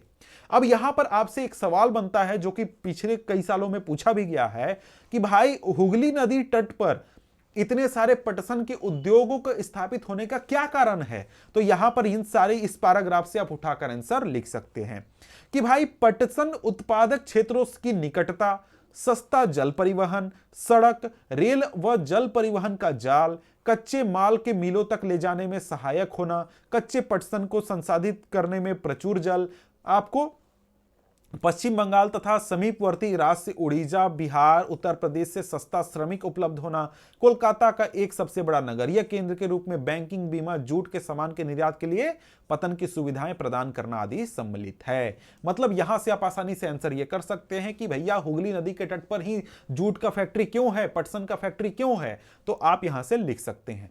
आगे यहां कहा जा रहा है, यहां भी प्रश्न बनता है। क्या प्रश्न बनता है कि जो पटसन उद्योग है उसके सामने क्या चुनौतियां हैं। तो चुनौतियों की बात कर लेते हैं। इस उद्योग की चुनौतियों में अंतरराष्ट्रीय बाजार में कृत्रिम वस्त्रों से और बांग्लादेश, ब्राजील, फिलीपींस, मिस्र तथा थाईलैंड जैसे अन्य देशों से कड़ी प्रतिस्पर्धा शामिल है। मतलब पहला तो आपको कृत्रिम वस्त्रों से, दूसरा की दूसरे देश जो कि पटसन का उत्पादन कर रहे हैं उनसे।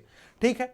यद्यपि पटसन पैकिंग की अनिवार्य प्रयोग की सरकारी नीति के कारण इसकी घरेलू मांग बढ़ी है, तथापि मांग बढ़ाने हेतु उत्पादन में विविधता भी आवश्यक है। पटसन के प्रमुख खरीदार कौन हैं? अमेरिका, कनाडा, घाना, सऊदी अरब, यूनाइटेड किंगडम और ऑस्ट्रेलिया। बढ़ते वैश्विक पर्यावरण अनुकूलन, जैव निम्नीकरण पदार्थों के लिए विश्व की बढ़ती जागरूकता ने पुनः जूट उत्पादों के लिए अवसर प्रदान किया है। मतलब पूरी दुनिया में यह बात हो रही है कि भैया प्लास्टिक छोड़ो, जैव एक तरीके से हमें विविधता को बनाए रखना है, आपका जैव पदार्थों का इस्तेमाल करना है। तो जूट का उसकी वजह से क्या हो रहा है, मांग बढ़ रहा है। इसके बाद आता है हमारा चीनी उद्योग। चीनी उद्योग की बात कर लेते हैं तो भारत में चीनी उद्योग जो है उसमें चीनी उत्पादन जो है विश्व में दूसरा स्थान है, लेकिन गुड़ तथा खंडसारी जो होता है इसके उत्पादन में जो आपका भारत है इसका उत्पादन में स्थान प्रथम है। ठीक है।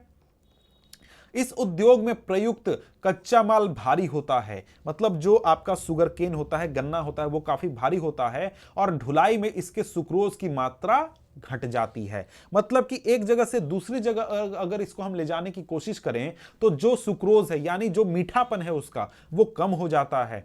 ठीक है। चीनी मिलें उत्तर प्रदेश, बिहार, महाराष्ट्र, कर्नाटक, तमिलनाडु, आंध्र प्रदेश, गुजरात, पंजाब, हरियाणा तथा मध्य प्रदेश राज्यों में फैली हुई हैं।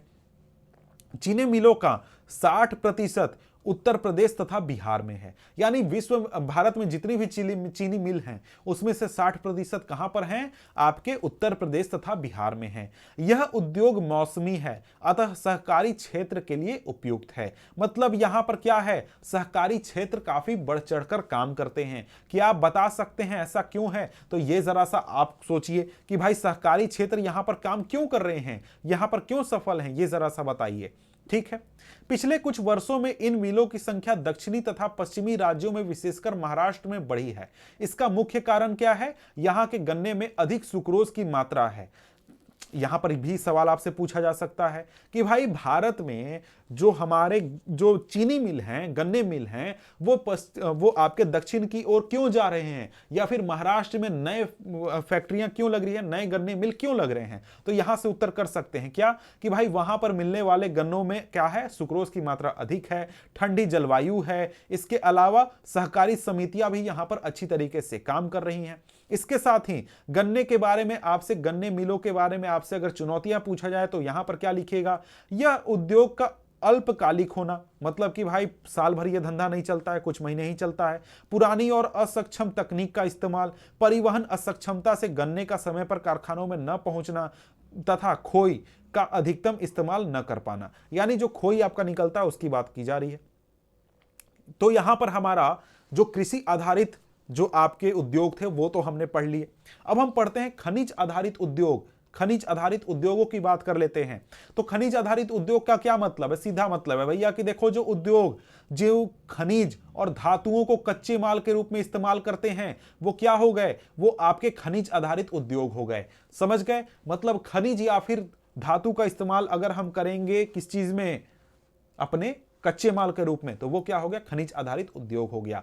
तो यहां पर सबसे पहला हमारे सामने क्या आ जाता है? लोहा तथा इस्पात उद्योग। लोहा तथा इस्पात उद्योग की बात कर रहे हैं। देखिए, लोहा तथा इस्पात उद्योग जो है, ये एक प्रकार का आधारभूत उद्योग है, यानी बेसिक इंडस्ट्री है। मतलब बेसिक इंडस्ट्री का मतलब क्या है? मतलब यह है कि चाहे आप किसी भी तरीके का फैक्ट्री लगाएं, कोई भी उद्योग लगा रहे हो, चाहे वो भारी हो, हल्का हो, मध्यम हो, इन सभी में आपको लोहा और इस्पात की जरूरत होती है। चाहे आप कोई भी मशीन खरीदें, उसमें लोहा इस्पात होगा ही, या फिर आप कोई बिल्डिंग बना रहे हैं किसी फैक्ट्री के लिए, उसमें लोहा इस्पात होगा ही। तो आप बिना लोहा और इस्पात का उपयोग किए आप कोई भी फैक्ट्री नहीं बना सकते हैं, कोई भी उद्योग धंधा नहीं लगा सकते हैं। इसलिए यह क्या है? एक प्रकार का बेसिक इंडस्ट्री है। ठीक है, अब यहां पर आगे कहा जा रहा है कि विविध प्रकार के इंजीनियरिंग सामान, निर्माण सामग्री, रक्षा, चिकित्सा, टेलीफोन, वैज्ञानिक उपकरण, विभिन्न प्रकार की उपभोक्ता वस्तुओं के निर्माण के लिए इस्पात की आवश्यकता होती है। यह तो अभी हमने तुरंत ही बात कर ली। इसके बाद यहां पर आगे कहा जा रहा है कि भाई इस्पात के उत्पादन तथा खपत को प्रायः एक देश के विकास के पैमाने के रूप में देखा जाता है। ठीक है, क्यों देखा जाता है विकास के पैमाने के रूप में किस इस्पात को? कारण यह है कि जैसा मैंने कहा कि इस्पात और लोहा क्या है? एक प्रकार का हमारा बेसिक इंडस्ट्री है। अब बेसिक इंडस्ट्री है तो इसका क्या मतलब कि अगर आपके देश में बहुत ज्यादा ग्रोथ हो रहा है, विकास हो रहा है बहुत ज्यादा, तो आप क्या करेंगे? बहुत बिल्डिंग बनाएंगे, बहुत आप हॉस्पिटल खोलेंगे, बहुत क्या करेंगे? नए नए फैक्ट्रियां खोलेंगे, नए नए घर बनेंगे, नए नए टेबल वगैरह बनेंगे, बहुत सारी चीजें बनेंगे।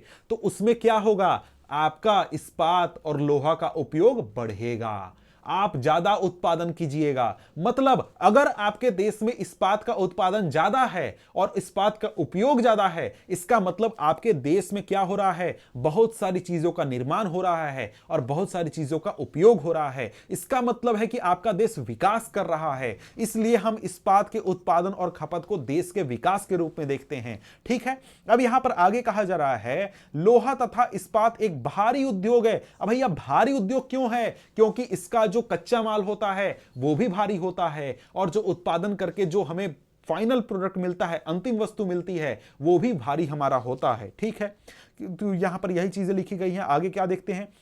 आगे यह है कि इस उद्योग के लिए लौह अयस्क, कोकिंग कोल तथा चूना पत्थर का अनुपात लगभग 4:2:1 के रूप में जरूरत होता है। मतलब कि अगर हमें इस्पात 1 केजी अगर हमें इस्पात बनाना है, उसमें क्या चाहिए? 4 केजी हमें लौह अयस्क चाहिए, आयरन ओर चाहिए, 2 केजी कोकिंग कोल चाहिए, ठीक है, और 1 केजी चूना पत्थर चाहिए। तब जाकर हम 1 केजी क्या बना सकते हैं? इस्पात बना सकते हैं। ठीक है, इस्पात बनाने के लिए यह हमारा फॉर्मूला होता है। ठीक है, ये इतना चाहिए होता है, फॉर्मूला यहां पर नहीं बात करना है। अब यहां पर आगे कहा जा रहा है कि इस्पात को कठोर बनाने के लिए इसमें मैग्नीज की कुछ मात्रा की भी आवश्यकता होती है। इस्पात उद्योगों की आदर्श स्थापना कहां होनी चाहिए? यह आप जरा सा आंसर कीजिए। लेकिन मुख्य प्रश्न यह नहीं है, मुख्य प्रश्न अभी आपसे तुरंत पूछा जाएगा, उसको ध्यान रखिएगा। यहां पर आगे क्या कहा जा रहा है, यह याद रहे कि इससे निर्मात माल को बाजार उपभोक्ता को, यह भी जरूरी नहीं है। आगे क्या देखते हैं? आगे कहा जा रहा है वर्ष 2018 में भारत 106.5 मिलियन टन इस्पात का विनिर्माण कर संसार में कच्चा इस्पात उत्पादकों में दूसरा स्थान रहा था।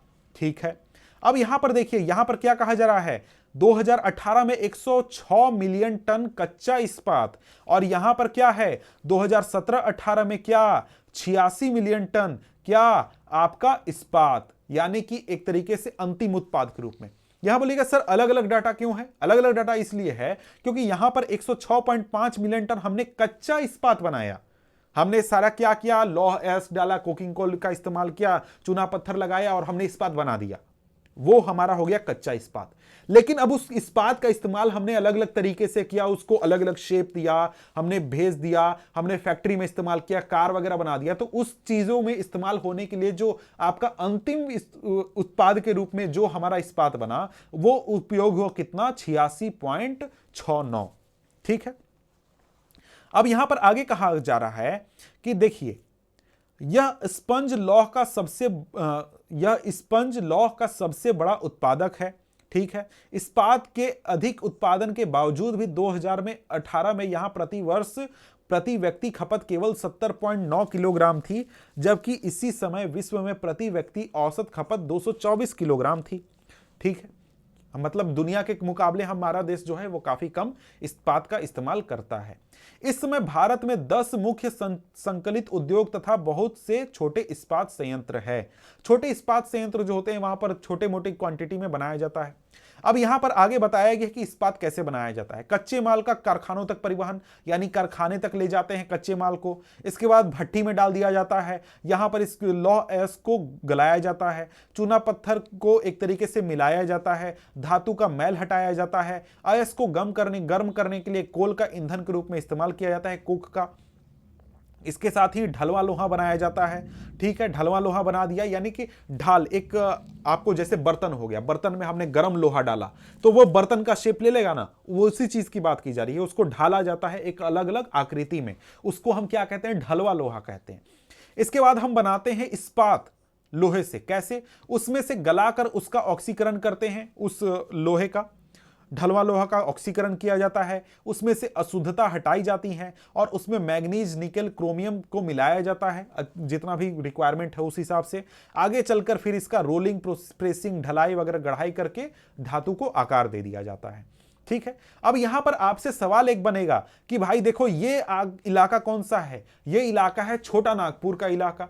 अब यहां पर सवाल ये बनता है कि छोटा नागपुर इलाके में ही हमारे देश में ज्यादातर लौह इस्पात के जो फैक्ट्रियां हैं, जो उद्योग हैं, क्यों हैं? इसका जवाब आपको देना है, क्योंकि यह प्रश्न कई बार पूछा भी गया है पहले। अब यहां पर आगे क्या है? आगे यहां पर कहा जाता है कि जो सार्वजनिक क्षेत्र के लगभग सभी उपक्रम जो हैं, यानी जितनी भी फैक्ट्रियां हैं, जितने भी उद्योग हैं, वो अपना इस्पात स्टील अथॉरिटी ऑफ इंडिया के नाम से बेचती हैं। ठीक है।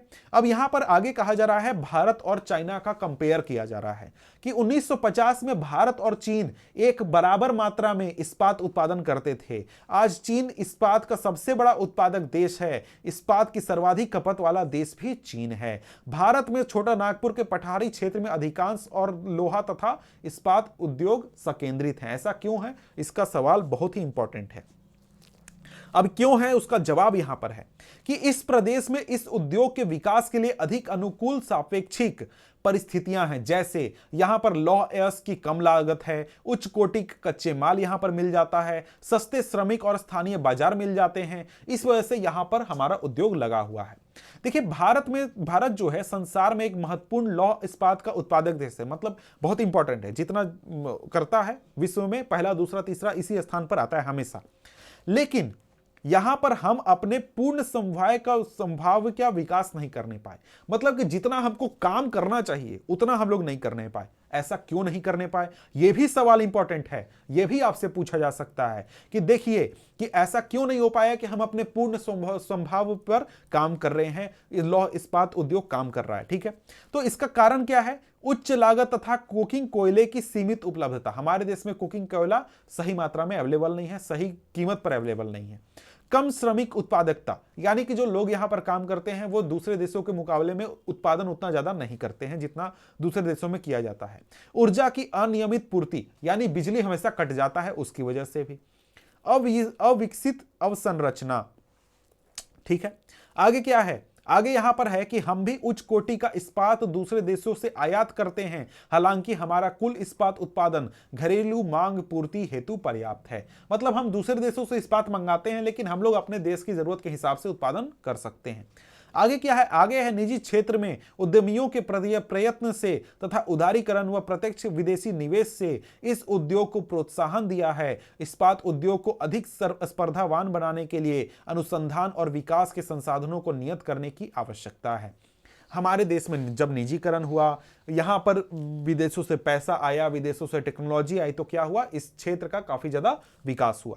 अब यहाँ पर भारत और चीन का कंपैरिजन आप यहाँ पर देख सकते हैं कि भारत कितना उत्पादन करता है और उसके मुकाबले में चीन देखिए, चीन कितना उत्पादन करता है, लगभग 9 गुना उत्पादन करता है। ठीक है,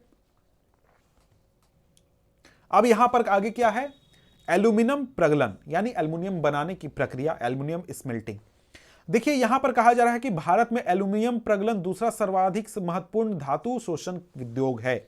मतलब कि धातु से जुड़ा हुआ दूसरा सबसे महत्वपूर्ण उद्योग है, क्योंकि एल्यूमिनियम भी बहुत जगहों पर इस्तेमाल होता है। यह हल्का होता है, जंग अवरोधी होता है, उष्मा का सुचालक होता है, लचीला होता है और अन्य धातुओं के मिश्रण से अधिक कठोर बनाया जा सकता है। ठीक है, अब इसका उपयोग कहां होता है, इसका उपयोग हवाई जहाज बनाने में, बर्तन बनाने में, तार बनाने में, इसके अलावा कारों में या फिर और भी बहुत सारी चीजों में इसका उपयोग किया जाता है।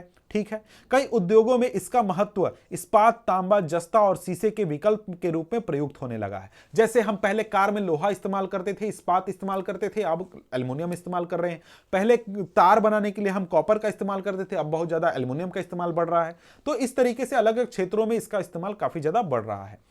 जो देश के एल्युमिनियम प्रगलन संयंत्र हैं वो ज्यादातर आपको ओडिशा, पश्चिम बंगाल, केरल, उत्तर प्रदेश, छत्तीसगढ़, महाराष्ट्र, तमिलनाडु और दूसरे राज्यों में स्थित हैं। ठीक है, अब यहां पर यह चीज तो हम समझ गए। आगे यहां पर कहा जा रहा है कि प्रगालकों यानी स्मेल्टर्स में बॉक्साइट का कच्चे पदार्थ के रूप में इस्तेमाल होता है। और बॉक्साइट के बारे में बता दूं कि एक भारी हमारा रॉ मटेरियल है, कच्चा माल है, जो कि गहरे लाल रंग का होता है, गहरे लाल रंग का चट्टान होता है। ठीक है, अब यहां पर देख लेते हैं कि भाई एल्युमिनियम बनाने का जो प्रक्रिया है उसको थोड़ा सा देख लेते हैं। तो सबसे पहले आपको 4 से 6 टन चाहिए होता है बॉक्साइट। इससे बनाया जाता है 2 टन एल्यूमिना। 2 टन एल्यूमिना को फिर से और साफ वगैरह करके 1 टन एल्युमिनियम बनता है। मतलब कि आप 4 से 6 टन बॉक्साइट लेंगे तो आपको 1 टन एल्युमिनियम मिलेगा। ठीक है, ये तो हम समझ गए। अब यहां पर प्रक्रिया बताई गई है कि सबसे पहले कच्चा माल जो है यानी बॉक्साइट है, इसका खनन होगा। इसको रेल या फिर समुद्री जहाज के जरिए हम क्या करेंगे, इसको रेल या फिर समुद्री जहाज के जरिए हम शोधशाला में पहुंचाएंगे, जहां पर क्या होगा, बॉक्साइट को तोड़ दिया जाएगा, उसका पाउडर एक तरीके से बना दिया जाएगा और एल्यूमिना घुलन बनाया जाएगा, एक तरीके से घुलन बनाया जाएगा। फिर क्या किया जाएगा, इसको भारी अयस्क तक पहुंचाया जाएगा, या फिर इसमें क्या किया जाएगा, या फिर नहीं, इसके साथ में क्या किया जाएगा, शोधशाला से कैल्शियम युक्त पेट्रोलियम कोक इसमें मिलाया जाएगा, कोयला खान से पिच लाया जाएगा और फिर क्या किया जाएगा, एल्युमिनियम प्रगालक में क्या किया जाएगा, यहां पर पिघली धातु में क्रायोलाइट का इलेक्ट्रोलाइट के रूप में इस्तेमाल किया जाएगा, जो कि एक तरीका पिघली धातु होता है जो कि इलेक्ट्रोलाइट के रूप में इस्तेमाल करता है। और हम क्या करते हैं, इलेक्ट्रोलिसिस करते हैं इस पूरे लिक्विड का, जो कि यहां पर हमने बनाया था। इसी का यहां पर इलेक्ट्रोलिसिस होता है, जिससे कि हमें क्या होता है, एल्युमिनियम प्राप्त होता है। अब यहां पर 1 टन आपका अयस्क के लिए आपको 18,600 किलोवाट, लगभग 18 मेगावाट आपको इलेक्ट्रिसिटी, बिजली की जरूरत होती है। कितना ज्यादा लगता है ये जरा सा सोच लीजिए। तो यहां पर आगे क्या है, यहां पर आगे क्या कहा जा रहा है, यहां पर आगे कहा जा रहा है इस उद्योग की स्थापना के लिए 2 महत्वपूर्ण आवश्यकताएं हैं। क्या क्या, नियमित ऊर्जा की पूर्ति तथा कम कीमत पर कच्चे माल की सुनिश्चित उपलब्धता। ये 2 चीज मिलेंगे जहां वहीं पर एल्युमिनियम फैक्ट्री लगेगा। ठीक है, आगे क्या है, आगे है रसायन उद्योग। रसायन उद्योग की अब हम बात कर लेते हैं। रसायन उद्योग के नाम से ही आपको पता चल रहा होगा कि इसमें क्या बनाया जाता है, इसमें रसायन बनाया जाता है। जैसे कि जो हमारा HCl है या फिर H2SO4 है, ये जो रसायन हैं इनका निर्माण ही ऐसे रसायन उद्योग में होता है, उसी की यहां पर बात की जा रही है। अब यहां पर बात करें तो कहा जा रहा है भारत में रसायन उद्योग तेजी से विकसित हो रहे हैं और फैल रहे हैं। इसकी भागीदारी सकल घरेलू उत्पाद में लगभग 3% है। यह उद्योग एशिया का तीसरा सबसे बड़ा और विश्व में आकार की दृष्टि से 12वां स्थान पर है। यानी भारत में जो रसायन उद्योग है वो एशिया में आपका तीसरा सबसे बड़ा उद्योग है, मतलब रसायन के दूसरे देशों के रसायन के मुकाबले में। और भारत में जो रसायन उद्योग है वो विश्व में 12वां स्थान रखता है दूसरे देशों के कंपैरिजन में। अब इसमें लघु तथा वृहद दोनों प्रकार की विनिर्माण इकाइयां सम्मिलित हैं और यहां पर 2 प्रकार के हम रसायन उद्योग को कह सकते हैं। यानी रसायन उद्योग को 2 हिस्सों में बांट सकते हैं, पहला तो अकार्बनिक और दूसरा कार्बनिक। और यहां पर दोनों क्षेत्रों में तीव्र वृद्धि आपको दर्ज की गई है। अब यहां पर सबसे पहले आ जाते हैं अकार्बनिक। अकार्बनिक कहने का मतलब है जिसमें कि कार्बन नहीं है, उसकी बात यहां पर हो रही है। जैसे कि आपका जो पेट्रोलियम प्रोडक्ट हो गया ना, वो आपका आ जाएगा कार्बनिक में, उसके अलावा छोड़कर बाकी सारे आ जाएंगे अकार्बनिक में। अकार्बनिक रसायनों में सल्फ्यूरिक एसिड, इसका इस्तेमाल कहां पर होता है? इसका इस्तेमाल उर्वरक बनाने में, कृत्रिम वस्त्र में या फिर प्लास्टिक में, गोंद, रंग रोगन, डाई, इन सभी चीजों के निर्माण में प्रयुक्त होता है। इसके अलावा नाइट्रिक एसिड, नाइट्रिक अम्ल जो होता है उसका भी निर्माण, क्षार, सोडा एस, इसका भी निर्माण आपका अकार्बनिक रसायनों के क्षेत्र में ही आ जाएगा। सोडा एस का इस्तेमाल कहां होता है इसका इस्तेमाल कांच, साबुन, शोधक, अपमर्जक, कागज, इन सभी को बनाने में उपयोग होता है। तथा कास्टिक सोडा भी आपका निर्माण कहां होता है? अकार्बनिक रसायनों में ही आता है। इन उद्योगों का देश में विस्तृत फैलाव है। क्या बता सकते हैं ऐसा क्यों है कि भैया देश में अलग अलग क्षेत्रों में ये क्यों फैले हुए हैं, कहीं किसी एक जगह पर क्यों नहीं है? इसका जवाब आप खुद से दीजिए, नीचे कमेंट करके बताइए तो क्या आपको पता है। ठीक है, आगे चल के यहां पर प्रश्न आ जाता है, कार्बनिक रसायनों में पेट्रो रसायन शामिल हैं, यानी जो आपको पेट्रोकेमिकल होते हैं ना, उनकी बात यहां पर की जा रही है। और इनका इस्तेमाल कृत्रिम वस्त्र, कृत्रिम रबर, प्लास्टिक, रंजक पदार्थ, दवाइयां, औषध रसायन बनाने में उपयोग किया जाता है। ये उद्योग तेल शोधक शालाओं तथा पेट्रो रसायन संयंत्रों के समीप स्थापित होते हैं। क्यों होते हैं? क्योंकि जो पेट्रोकेमिकल होता है वो कहां से मिलता है? हम जब रिफाइनिंग करते हैं क्रूड ऑयल का, उससे हमें मिलता है, जिससे कि हम पेट्रोल डीजल वगैरह निकालते हैं ना, उसी से बहुत सारे पेट्रोकेमिकल प्रोडक्ट निकलते हैं जो कि इन चीजों में भी इस्तेमाल होते हैं। ठीक है, अब यहां पर आगे कहा जा रहा है कि रसायन उद्योग अपने आप में एक बड़ा उपभोक्ता भी है। आधारभूत रसायन एक प्रक्रिया द्वारा अन्य रसायन उत्पन्न करते हैं जिनका उपयोग औद्योगिक अनुप्रयोग, कृषि तथा उपभोक्ता बाजारों के लिए किया जाता है। ऐसे ही उत्पादों की एक सूची बनाई है। मतलब यहां पर कहा क्या गया? यहां पर सिंपल ये कहा गया कि भैया देखो, जैसे हमने देखा था कि जो हमारा उद्योग होता है उसमें हम कच्चा माल किसी दूसरी फैक्ट्री से बना हुआ अंतिम उत्पाद को भी ले सकते हैं। वही चीज यहां पर है कि रसायन उद्योग में जैसे अगर मान लो कोई केमिकल बना, उसको दूसरी फैक्ट्री द्वारा इस्तेमाल कर दिया जाएगा नया केमिकल बनाने के लिए, और फिर नया केमिकल यानी कि नया रसायन बना, उसका इस्तेमाल दूसरी फैक्ट्री में एज अ कच्चा माल कर लिया जाएगा। और इस तरीके से अलग अलग केमिकल्स का इस्तेमाल अलग अलग चीजों में बनाने में किया जाता है और अंत में जाकर कहीं किसी उत्पाद को बनाने में इस्तेमाल होता है। ठीक है, आगे हमारे सामने अगला आ जाता है। अगला क्या है? उर्वरक उद्योग। उर्वरक उद्योग की बात कर लेते हैं। तो भाई उर्वरक कहां इस्तेमाल होता है ये जरा बताओ। तो उर्वरक इस्तेमाल होता है हमारे देश में किसानों द्वारा किया जाता है, खेतों में इस्तेमाल होता है। ठीक है, तो उर्वरक उद्योग जो है इसमें मुख्यतः बनता क्या है? इसमें मुख्यतः बनता है नाइट्रोजनी उर्वरक, जिसमें कि आपका यूरिया मेनली आता है। इसके अलावा फॉस्फेटिक उर्वरक, जिसमें कि आपका डीएपी आता है, या फिर अमोनियम फॉस्फेट। इसके अलावा मिश्रित उर्वरक भी होते हैं, जैसे कि नाइट्रोजन, फॉस्फेट या फिर पोटास। इन तीनों को मिलाकर जो मिश्रित उर्वरक बनता है, मेनली इन्हीं चीजों का उत्पादन होता है हमारे देश में उर्वरक के रूप में। ठीक है, अब यहां पर आगे बात करें तो यहां पर कहा जा रहा है कि जो आपका पोटास है ये आपको विदेशों से आता है, क्योंकि भारत में इसका उत्पादन जरा सा भी नहीं होता है। और यहां पर अगर हम आगे देखें तो आगे यहां पर कहा जा रहा है कि जब हरित क्रांति हुआ और हरित क्रांति के बाद कृषि पर बहुत ज्यादा जोर दिया गया, कृषि में बहुत नई चीजों का इस्तेमाल करने पर जोर दिया गया, जैसे कि उर्वरक, आपको हाई यील्डिंग सीड्स, इन चीजों का इस्तेमाल पर जोर दिया गया, तो उसकी वजह से यह जो उद्योग था यह देश के अनेक भागों में फैल गया, बहुत ज्यादा यह विकसित हो गया। और आज के समय में जो गुजरात, तमिलनाडु, उत्तर प्रदेश, पंजाब, केरल राज्य जो हैं, यहां पर कुल उर्वरक उत्पादन का लगभग 50% उत्पादन होता है। और अन्य महत्वपूर्ण राज्य हैं जहां पर उर्वरक का उत्पादन होता है, वो हैं आंध्र प्रदेश, ओडिशा, राजस्थान, बिहार, महाराष्ट्र, असम, पश्चिम बंगाल, गोवा, दिल्ली, मध्य प्रदेश, कर्नाटक, ये सारे। ठीक है, अब यहां पर आगे देखते हैं तो आगे क्या है हमारे सामने? सीमेंट उद्योग। सीमेंट भी एक तरीके का आपका भारी उद्योग होता है, क्योंकि इसमें जो आपका कच्चा माल होता है वो भी भारी होता है और अंतिम उत्पाद भी भारी होता है। ठीक है, तो सीमेंट का उपयोग भाई कितना ज्यादा होता है, कहां कहां होता है, ये तो आपको पता होगा। चाहे आपको घर बनाना हो, कारखाने बनाने हो, पुल बनाना हो, सड़क हो, हवाई अड्डा बनाना हो, बांध या फिर कुछ भी बनाना हो, आपको सीमेंट तो चाहिए ही चाहिए।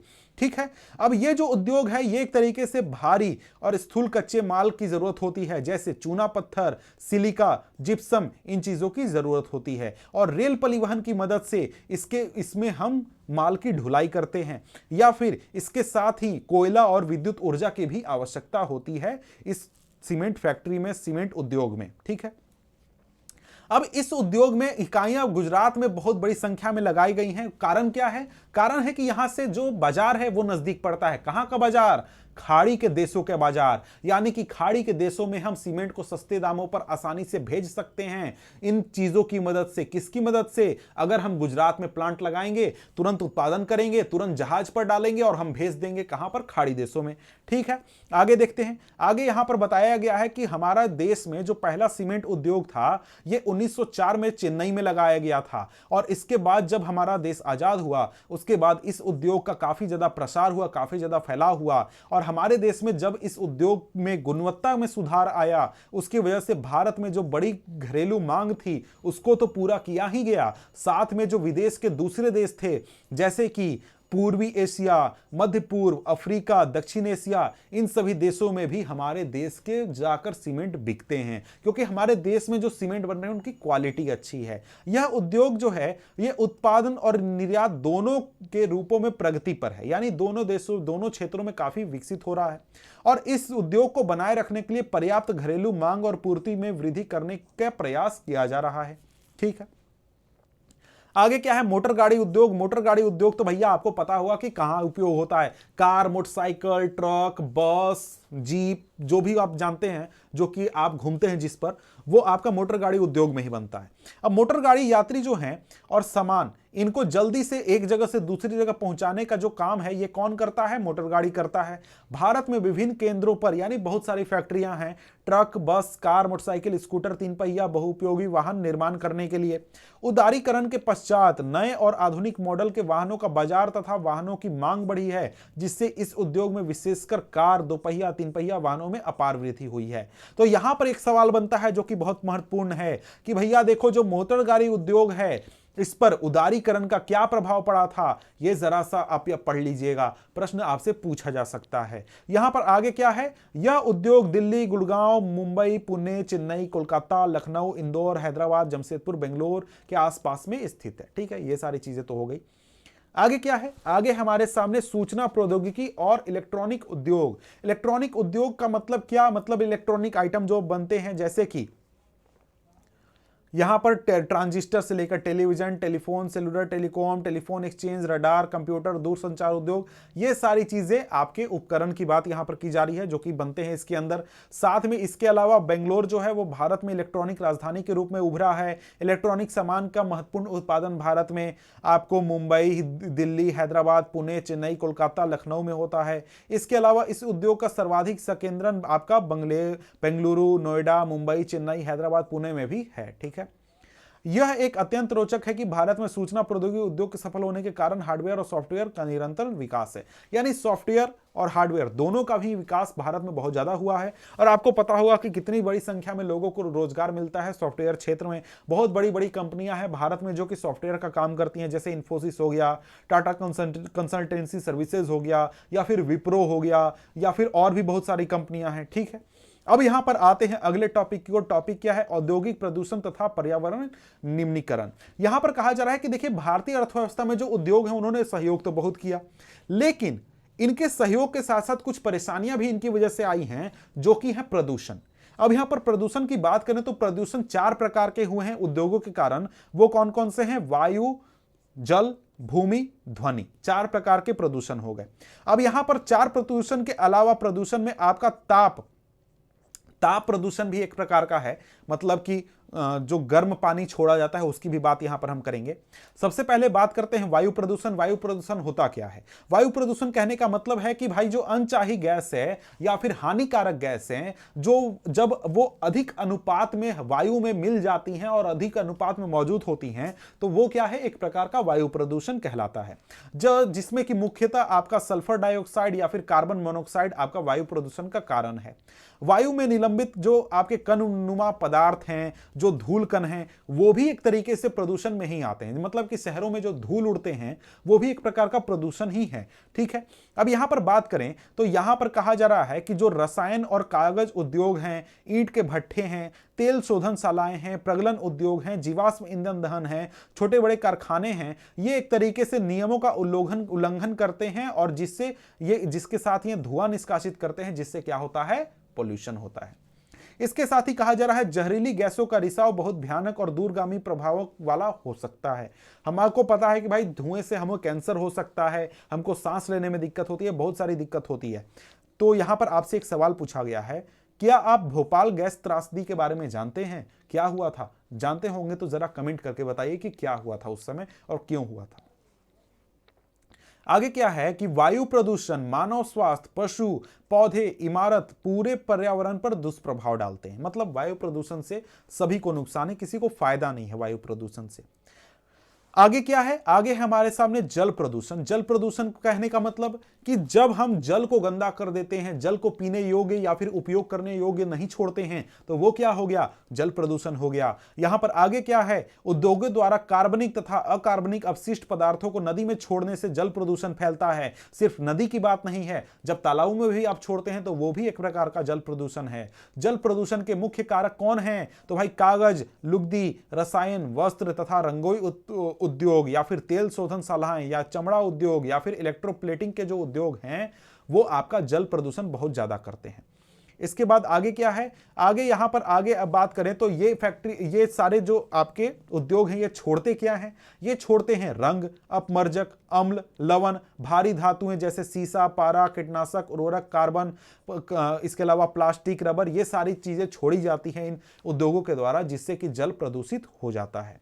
ठीक है, आगे यहां पर बात करें तो आगे यहां पर है तापीय प्रदूषण, ताप प्रदूषण या फिर तापीय प्रदूषण। यहां पर कहा जा रहा है कि जब कारखानों और ताप घरों में से गर्म जल को बिना ठंडा किए ही नदियों तथा तालाबों में छोड़ दिया जाता है, जो जल में तापीय प्रदूषण होता है।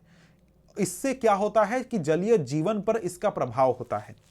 जैसे कि आपके परमाणु ऊर्जा संयंत्र के जो अपशिष्ट होते हैं, परमाणु शस्त्र उत्पादक कारखाने जो होते हैं, उनसे जो जल छोड़ा जाता है वो काफी गर्म भी होता है और उनसे कैंसर, जन्मजात विकार, अकाल प्रसव, इन तरीके की बीमारियां होती हैं।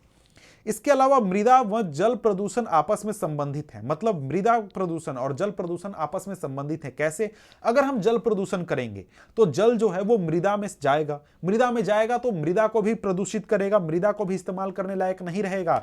लेकिन अगर मान लीजिए आपका मृदा जो है, मिट्टी के ऊपर कहीं हमने कचरे का ढेर फेंक दिया और सोचा कि भाई उससे केवल यहां गंदगी है, कुछ और गंदा नहीं हो रहा है, तो वहां पर मृदा भी गंदा हो रहा है। साथ में जल के नीचे जो आपका जलीय, आपको मृदा के नीचे जो जल है, जो हमारा ग्राउंड वाटर होता है, वो भी प्रदूषित होता है। क्योंकि जब वहां पर बारिश होगा, उस गंदगी के साथ वो गंदगी नीचे जाएगी, नीचे आपको धरातल, भूमिगत जल या फिर धरातल जल में वो मिलेगा, जिससे कि हमारा ग्राउंड वाटर भी दूषित हो जाएगा, वो भी पीने योग्य नहीं रहेगा। आगे हमारे सामने है ध्वनि प्रदूषण। ये तो भैया बहुत आसान है कि भैया देखो कहीं पर मशीन चल रहा है, फैक्ट्री चल रहा है तो आवाज हो रहा है, आवाज से जो प्रदूषण हो रहा है वही हमारा ध्वनि प्रदूषण है। बोले सर इससे क्या प्रॉब्लम है? ये इतना बड़ा काला बतिया रहे हैं यहाँ पे।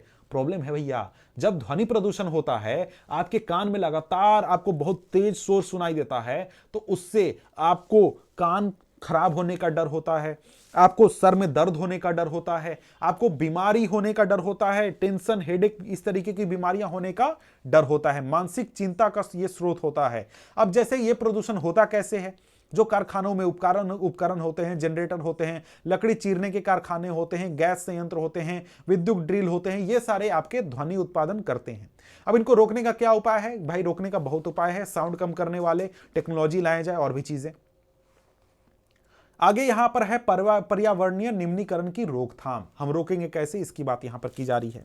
यहां पर कहा जा रहा है कि जो कारखाने से 1 लीटर अपशिष्ट निकलता है वो 8 गुना स्वच्छ जल को दूषित करता है। 1 लीटर गंदगी 8 लीटर गंदगी को, 8 लीटर साफ पानी को गंदा कर सकता है। तो इसको बचा कैसे सकते हैं? कुछ सुझाव यहां पर हैं। तो यहां पर कहा जा रहा है कि विभिन्न प्रक्रियाओं में जल का न्यूनतम उपयोग तथा जल का 2 या उससे अधिक बार उत्तरोत्तर अवस्थाओं में पुनर्चक्रण द्वारा पुनः उपयोग उपयोग करना, हम क्या कर सकते हैं, पुनः उपयोग करके जल को दूषित होने से, ज्यादा जल उपयोग होने से बचा सकते हैं।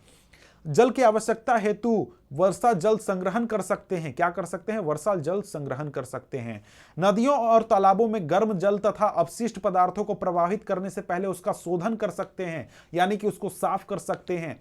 अब यहां पर कहा जा रहा है औद्योगिक अपशिष्ट का शोधन 3 चरणों में किया जा सकता है। पहला, यांत्रिक साधनों द्वारा प्राथमिक शोधन, इसमें अपशिष्ट पदार्थों की छंटाई, उसके छोटे छोटे टुकड़े करना, ढकना, तलछट जमाव आदि सम्मिलित हैं। दूसरा, द्वितीयक शोधक क्या हो गया, जैविक प्रक्रिया करके, यानी कि जो छोटे छोटे आपको कीटाणु होते हैं उनका आपको उपयोग करके। इसके साथ ही अंतिम तरीका क्या है, जैविक, रासायनिक और भौतिक प्रक्रियाओं द्वारा तृतीयक शोधक करके। इसमें अपशिष्ट जल को पुनर्चक्रण द्वारा पुनः प्रयोग लायक बनाया जाता है। अब यहां पर आगे कहा जा रहा है कि जहां भूमिगत जल का स्तर कम है वहां उद्योगों द्वारा इसके अधिक निष्कासन पर कानूनी प्रतिबंध होना चाहिए, यानी गंदगी को कम से कम छोड़ा जाए फैक्ट्रियों के द्वारा। ठीक है, वायु में निलंबित प्रदूषण को कम करने के लिए कारखानों में ऊंची चिमनी या फिर चिमनी में क्या हम करें, इलेक्ट्रोस्टैटिक अवक्षेपन, इलेक्ट्रोस्टैटिक प्रेसिपिटेटर्स, स्क्रबर उपकरण, मतलब ऐसा एक फिल्टर लगा दें जो कि गंदगी को हवा में जाने से रोके, उसको जमा करके रोक ले हवा में जाने से, ताकि वायु प्रदूषण कम से कम हो। अब यहां पर आगे क्या है, आगे यहां पर कहा जा रहा है कि कारखानों में कोयलों की अपेक्षा तेल और गैस का इस्तेमाल किया जाए, जिससे कि धुएं के निष्कासन में कमी लाई जा सके। मतलब तेल का इस्तेमाल करेंगे, कोयला से कम वो धुआं करेगा, यह कहा जा रहा है।